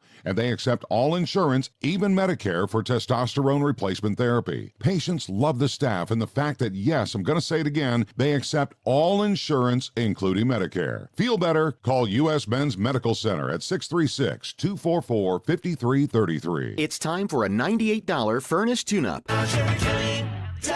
This portion of the show is sponsored by Jerry Kelly Heating, Air Conditioning, Electrical, and Plumbing. Built on backbone, not buzzwords. 97.1 FM Talk, St. Louis Conservative. If you're under 16, you're no longer allowed to have a social media account. You'll know better than anyone what it's like growing up with algorithms, endless speeds, and the pressure that can come with that. So this is Australia, where they are the first nation on the planet to ban social media for children under the age of 16. Now, there's a part of me that loves this, especially as the father of a 10-and-a-half-year-old, almost 11, and I'm very, very concerned about social media. The one thing that I worry about is this is Australia, and I'm just telling you the experience that I had, and we shared a lot of this with you a few years ago, during the pandemic. Australia and New Zealand were horrifying places to be. I mean, they basically set up prison camps. And I just got a message from a friend of mine who has family over there and said, my niece's husband went back to Australia during the summertime with the two kids for a month and a half. He's a lifelong resident, citizen of Australia. He came back and said he'll never blanking move there again because they're taking away rights from everyone, arresting people for random things on social media. And that is horrible. So I'd like to kind of believe in this as something that might work. But I also have to, in the framing of this topic, remind people that Australia is not exactly the model of where we should be when it comes to freedom and rights on the planet right now. Neither is New Zealand, and quite honestly, neither is the UK, which I'm a little shocked about. George Rosenthal with ThrottleNet back with us to talk about this afternoon. Sorry, George, I had to do a little ramp up there to offer my opinions about the horrifying things I saw in Australia, because I'm telling you, man, during the pandemic, it was jarring what they were doing to people over there. It really was. It really is shocking. Yeah, I'm surprised about the UK as well. It's a real bummer. I really can't believe that's happening there. Now, on this front, you know, again, it sounds like it's a more responsible thing to do. I don't think kids under 16 should be on Instagram and Facebook and some of these places. And technically, they're supposed to not be, I guess. But how does Australia enforce this with age verification? Do you know that? Yeah, so, I mean, this is all going to come from the app stores. They're going to lock down the phones to where the phones won't even download the application. They're going to force IDs. They're going to, basically, you're going to have to end up taking a picture of yourself at 16 years old, plus show some sort of form of government ID to prove that you can do that. Now, with everything, when anything's banned, there's always ways to find a way to do it. Yeah, I mean, right. Now, I mean, I had a friend of mine say today, look, the alcohol has been banned, but kids find a way. But I'm like, look, they may, but they're not going to find it in mass as they are in social media. I mean, I agree with you. The rights are rights, but we need to. The one thing that's good about this is it gives the parents this ammunition to say, look, it's illegal. I can't get you on. I can't even download the app as a parent. I can't even get it on for your phone. But I agree with you on that because, we are weak as parents. And I'm going to raise my hand and say sometimes I've had weak moments. So I understand that. Yeah. Yeah, it's easy to say yes to your little girl when she's staring at you in the face, but when you can easily say no, it's illegal. But I mean, things that are happening are just so bad. If you look at the way we grew up, 70s, 80s, and 90s, I mean, now you're looking at things like bullying and suicide and, I mean, humiliating posts and mental illness that's coming from social media. I mean, these are posts that kids are making now will be searched by artificial intelligence and used against them later on down the road. I mean, you're talking about some addictive algorithms that change the actual chemistry of the brain when they're that young. Your brain is just forming. And 11, 12, 13, 14-year-olds, they get addicted to this scrolling. And, the most dangerous thing, I literally had this conversation with my children 10 minutes ago, and it was don't post anything that you don't want AI to copy your face, copy your voice, and then one day you don't make friends with somebody or you break up with a boyfriend or girlfriend, and then they use an AI tool against you to humiliate you for the rest of your life. It's terrible. So, Jonathan Haidt wrote a book about this a couple years ago called The Anxious Generation, How the Great Rewiring of Childhood is Causing an Epidemic of Mental Illness. And, I think I didn't read the whole book, but I read quite a bit of it. And, it concerns me as a parent. Now, I went through some of this when my kids were younger, my boys who are now 25 and 28. Social media was kind of kicking off. And I even think we put one of my kids on Facebook just so he could have an account before he was too old, just because of pictures and stuff like that. I think that was probably an irresponsible thing to do, but he never really got on there and wasn't using Facebook, on his phone. But now you have a situation where, let's face it, there are, my daughter's almost 11. She's not on social media, but she's probably not too far away from wanting to be on social media. We as parents have to stay strong. Do you think, let me play a soundbite here from American politicians, because I'm curious to see if you think this might be something that can be fashioned here in this country. I think protecting children is an avenue that should be pursued. I won't rule out some sort of limitation in sales or distribution or use of those devices. And I just tell you, parents and grandparents need a helping hand. This is getting out of hand. I think we ought to look at what Australia is doing, for example, and requiring access to these social media platforms to not be available to anybody under the age of 16. Yeah, the first voice there was Dick Durbin. I think that was John Cornyn. Both sides bipartisan. They want to take a look at this. So at the very least, I think Congress is going to have a discussion about this, which at the very least, that's warranted. Yeah, I mean, there's devices you can get for your children that allow them to call 3 or 4 numbers, and that's it. If your kid is in an emergency and needs to contact you, there are devices out there that just have those 4 or 5 emergency numbers, and that's all they can do. They can't download apps on their own. And yes, there are parental controls, but how many parents are going into their kids' phones and setting up parental controls and then monitoring it on the regular basis? And These aren't adults. These are children. They're under 16 years old. This isn't like you're impeding an 18-year-old who is an adult in this country to be able to do what they want to do. You're empowering parents, though, by forcing certain devices to be sold to children. And this is only going to get worse. I mean, I'm all about free rights and everything, but as a parent, my kids don't have the same rights as they do when they're 18. They're my children. Yeah, that's right. It's my job to protect them. And this is going to get dangerous stuff. I mean, the stuff that's happening right now, I don't know if you saw, Meta is now sicking their AI on DMs. These are direct messages on Instagram. These are private conversations that you have on Instagram that their Meta AI is now going to read to feed an improved algorithm of content to the user. Well, that's outrageous, but we probably sign on and agree to that when we agree to these terms and conditions that we never read, right? Yes, correct. I mean, you're talking about the Minority Report, the movie here, where they're looking at your messages, and then it's no longer just an algorithm. AI now has thousands of algorithms pointed at every individual person, and it's looking at not only your content you're scrolling through, but now your messaging. It's really getting out of hand, and it keeps going and keeps going. And, every month we talk about a different thing that they keep doing, and the scope creep is out of control. And if you don't guard your children, no one else is going to. And you can't rely on the government to come along and come up with a rule like this. And I cannot emphasize enough how much I see this in the tech world as to how dangerous artificial intelligence is going to be with your children's information, pictures, and voice out there on the internet. It is unbelievable. Stop putting your children's voice and pictures on the internet. Send them to your family in a private account. Set up a OneDrive or a Dropbox account and share pictures that way. If they ever break up with somebody in high school and college, which of course they will, and somebody wants to do something bad, they can use Aura right now, the AI tool, and create any video or false picture with their voice in it that they want. I mean, some of this just makes my jaw drop. And, I've stated before, I think Facebook is a very toxic place. Everyone wants to be a talk show host on there, unfortunately, and post about politics. All I want to do is share pictures of my family and my bunny, George, and my dogs and my cats. But what I'm hearing you say is, like, even with my daughter, probably don't do that, right? Well, you can, but take the time to go into the security settings and lock it down. Make sure that only certain friends or family can see the content you're posting that's private. I mean, of course, the bunny's awesome. I would love to have, you make an AI video of Oreo. Yeah. I mean, my goodness. But your children, block that down so that only close family and friends can see the pictures on Facebook. And you can do all of this through the extensive settings in the Security Act. Click on the little sprocket icon and go look at the settings and take your, good hour and set it up. But you got to do it. Yeah. It's important to do it because the future of your kids, look, they may go for a job one day and they have done something stupid in college and then it's going to come up to haunt them. It's not a joke anymore because AI will find it.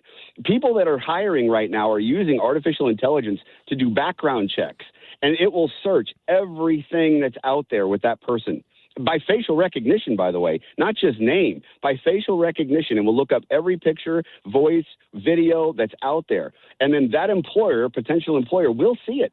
So if you're in college right now, God help you what you put on the internet. You really better watch it because as soon as you graduate, it's going to make a big difference on what happens when somebody goes to do a background check on you. Half the time I have you on this radio show, I'm like blown away. I'm inspired. I'm like, wow, look at all these things we could do. And then the other half the time, you scare the hell out of me, George. I'm just telling you. Well, I don't mean to, but I just know that with an 11 and 13-year-old, I am, the dad antenna is up at all times, man. It is up at all times. And it should be. This is good advice. It's not a game anymore. It's not the early 2000s. All right. I appreciate you weighing in on this because it's important. You're not kidding about that. We'll see if we can have a discussion. I think I can have Congresswoman Wagner on tomorrow. We'll start asking these lawmakers if they think that this is something that might happen here in this country. By the way, whatever happened with TikTok? I mean, we never banned TikTok, right? Did we ever figure that out? We didn't. We didn't. He keeps pushing it out. There are multiple billionaires that are going to buy it, and it's going to be saved. It will be purchased from China and will be moved over here. China will own, I believe it's 15%. So they will own 15% of the company. The rest is going to be owned by several billionaires or a larger group. I believe it's a large equity group that's going to buy it. So the data will be housed in the United States. It will be managed by the United States. But again, so is Facebook, so is X, so is everything else, and the content's still out there. But at least it's not being tracked by the communist government of China. George Rosenthal, ThrottleNet. Check out ThrottleNet.com. You're awesome, dude. Have a great Christmas. Thank you. Thanks, you as well. Merry Christmas. See you. Traffic from the 97.1 FM Talk Traffic Center. We just had a crash on the southbound side of 270 just before 55. It was taking out a couple of lanes, and it's very heavy going from Page all the way down to that point, but they just cleared the crash, so that should improve. They got to give it a while, though. The northbound side hits the brakes right past Manchester on up to about Olive.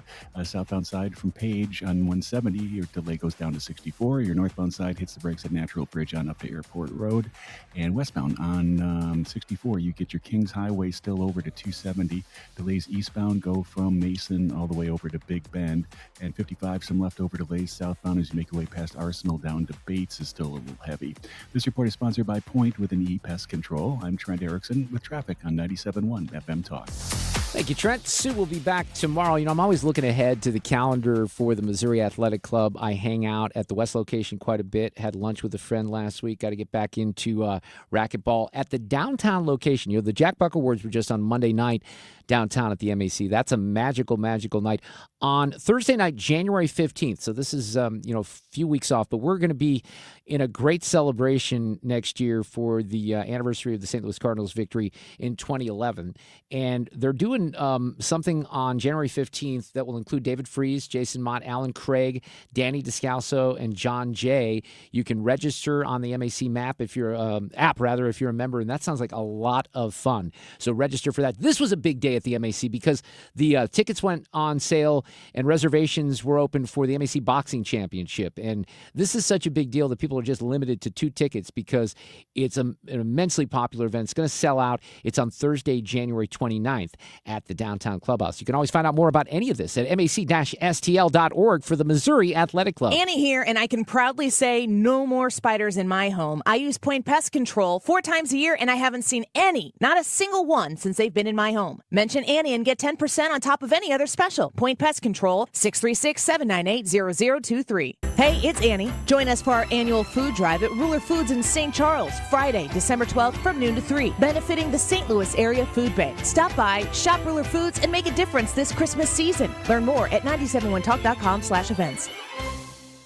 Give something that means something. Roll up your sleeve at the Odyssey Blood Drive in partnership with the American Red Cross from December 16th through 19th at multiple locations. Make an appointment in the Red Cross Blood Donor app or at redcrossblood.org and enter sponsor code Odyssey for a drive near you. I get asked a lot on when's the best time to buy a furnace or an air conditioner. My response always is, with us, it doesn't really matter.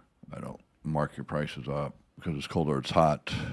But with the tax credit that's expiring at the end of the month of December for 2025 and 0% interest on all of our products right now. So you get 0% through the month of December on the majority of what we offer you, furnaces or air conditioners or both. That's a big savings to you. That makes it really, really affordable, not just because it's Christmas or anything like that. It's just if you can eliminate interest, that's a lot of money a month that you save. So if you're in need for a furnace or a furnace and air, call me. One easy number in Missouri and Illinois, 314-293-2600. Or Bart Inman, that's Bart with a B, Inman with an I.com. Merry Christmas and God bless. This is Justin Brown with Krenz Financial Group. For over 6 decades, we've helped St. Louis families and businesses plan with purpose and live with confidence. Is your financial advisor proactive or reactive? If your strategy or service feels stagnant or misaligned, it may be time for a change. Our defined, proactive approach to investments and communication keeps you informed and prepared for what's ahead. Let's talk about what makes us different and how a more engaged advisor can help you reach your goals. Your goals, our mission. Start today at kfgadvisors.com. Securities offered through Raymond James Financial Services, member FINRA/SIPC. Krenz Financial Group is not a broker-dealer. Is your home ready for the holidays? Beat the holiday rush. Call Zero Res. Spots are filling up fast, so don't put it off any longer. Lock in your deal today at ZeroResSTL.com. And happy holidays from all of us at Zero Res. If you want thick, healthy, gorgeous hair, then you need Hair Volume from New Nordic. Available as a tablet or delicious gummy, Hair Volume is available online at Amazon and NewNordicUSA.com or in the hair care aisle at your local CVS. You're listening to The Mark Reardon Show on 97.1 FM Talk, St. Louis Conservative.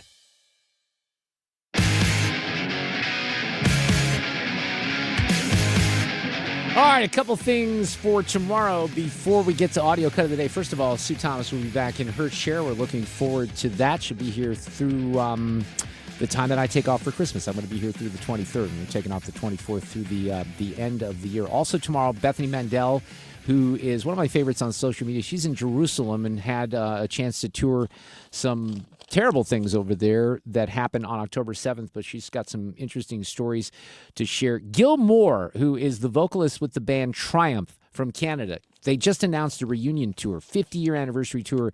They're coming to St. Louis in May, and Gil's going to join me tomorrow afternoon. We do have a Reardon Roundtable booked for Friday. Jane, State Rep Steve Butts, and State Senator Nick Schroer, all on the panel. That's coming up on Friday afternoon. Let's see if we can hit the right button here. The host having some problems. This is take 3. You're not aware of that, but I've hit something twice. Let's see if it works this time. Stand by. Playback ready. Now, the audio cut of the day. Okay, something a little different here. I had Brian Kilmeade on the show. He joins us weekly, but I woke up this morning and I noticed a video on Instagram where Brian was kind of doing this, and he does this a lot, like a little walking tour as he walked into Fox this morning. And I think it was like 4 a.m., but he told an interesting story about gum. I'm up at 3, out of the car at 4. Yes. So I have several questions that came from this particular video. Why doesn't Brian Kilmeade like gum, for example? There was an anti-gum stance that was taken there. What's the issue? I cannot take it. It drives me nuts. I actually have to, and it embarrasses my family. I actually can't speak to someone if they're chewing gum. It just goes right through me. Oh, my gosh. I can never take it. It absolutely, and I have to tell people, too, I'm like, hey, ahead of time, if you don't mind, can you not chew that? Because I won't be able to concentrate. And I remember, like, it's in, like, second grade, my mom chewing gum and just enraged me. So, and then I found out that Kelly Ripa has the same thing. There's a name for it. It's the act of chewing that drives me. It's like a physical reaction. I've never heard this. Crazy. That is yeah. unbelievable. All right, so we got that cleared up. There were a few more questions. You can listen to that on the podcast. But, yeah, so this is something called misophonia. It's a neurological condition where specific trigger sounds cause intense emotional reactions like anger, disgust, and panic, leading to a fight or flight response. I had never heard of that, but it says here, this is AI overview, so it's got to be true. It says gum chewing is a very common trigger, along with sniffing, tapping, or loud breathing. I think loud breathing would get me for sure. They often cause sufferers to want to flee the situation or lash out, and can be managed with coping strategies or therapy. So there you go. We got to get Kilmeade a little therapy.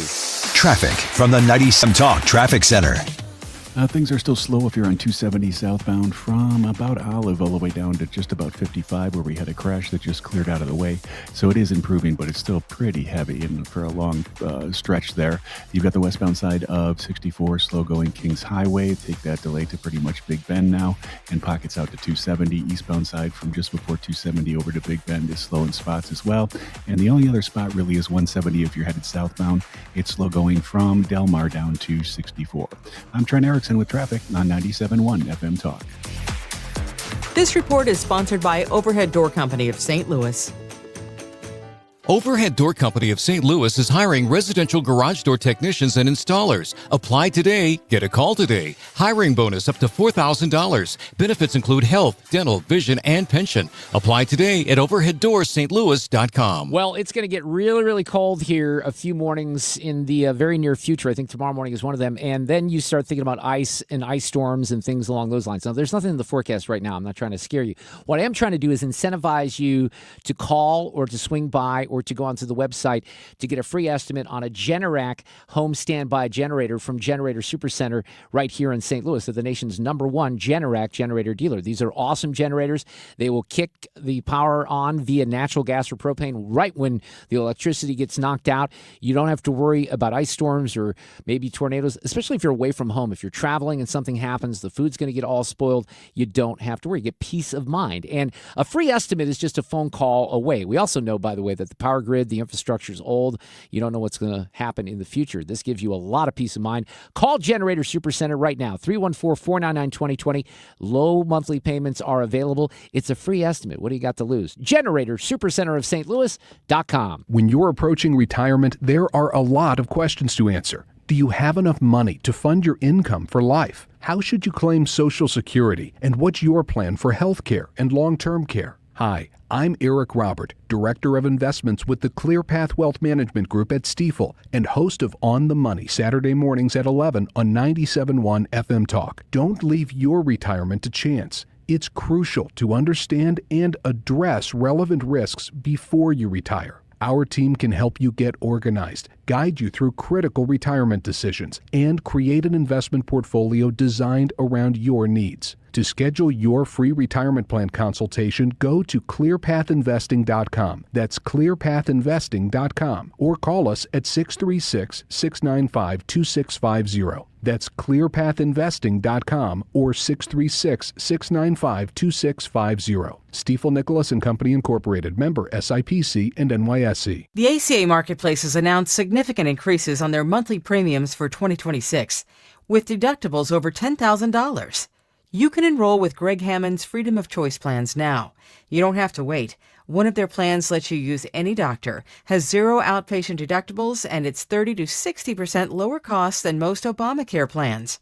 Other options are full coverage PPOs with national networks, copays, and 100% annual preventative care. Also, there's no income disclosure required, so no potential tax penalties. If you pay for your own health insurance, you're uninsured, you're on COBRA, or your employer coverage is just too expensive, call Greg and they'll provide all available options. Call 314-794-7784. That's 314-794-7784. Or go to greghammonds.com. That's greghammonds.com. He can custom design a plan managed and chosen by you, not the government. To battle is to fight, to struggle, to overcome. And ultimately for the Marine Corps, it means to win. It's not just a statement of intent. It's a promise to our nation.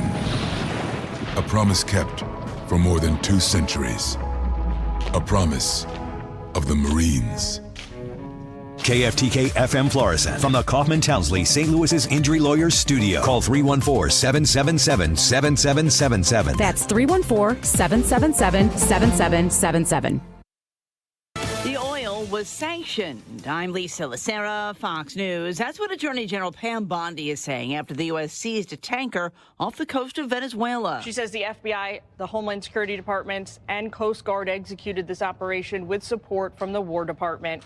U.S. service members landing a military helicopter on this vessel before then disembarking and entering. The U.S. had issued a warrant, we are learning, for this crude oil tanker, alleging it had been used to transport illegal oil from Venezuela and Iran in support of foreign terrorist organizations. The seizure comes after senior officials presented the president with potential war plans and then deployed major Navy assets to the region. Fox's Jillian Turner. Meanwhile, the calls grow from both Republicans and Democrats for the release of the full video of the strikes on a suspected drug boat off the coast of Venezuela in September. Secretary of War Pete Hegseth has said the commander was within his rights to authorize the second strike.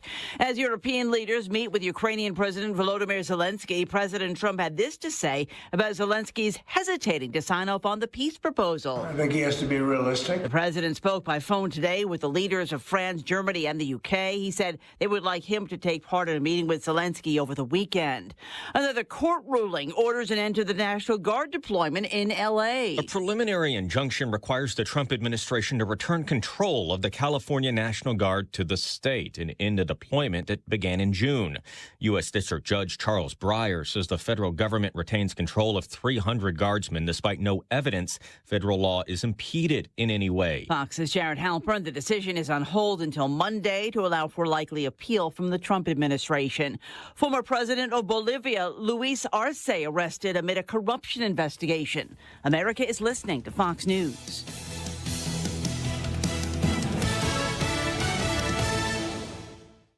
Hear that? That's Mike. He took ZQL Pure Z's, so now he's sleeping soundly on a Sunday night. ZQL Pure Z's are fast-acting melatonin gummies with a complementary botanical blend to help Mike get the sleep he needs to wake up refreshed and ready to conquer Monday. Let's do this Monday. ZQL Pure Z's, just for sleep. Really great sleep. These statements have not been evaluated by the Food and Drug Administration. These products are not intended to diagnose, treat, cure, or prevent any disease. Use as directed. Welcome back to Winter Hack Radio, the place for clever hacks to survive the season. Icy driveway? Well, try spreading sand or birdseed to help with traction. Snowy puppy paws? Well, grab a whisk, brush it off, done. Catch COVID-19? Well, just get Actually, there's no hack for COVID-19. But if you test positive, prescription medications for COVID exist. Ask your doctor if they're right for you. Visit PfizerForAll.com to learn more. Sponsored by Pfizer. I'm Jerry Willis, and this is the Fox Business Report. A choppy trading session with stocks ending mixed as the Fed's final two-day policy meeting of the year gets underway. Investors are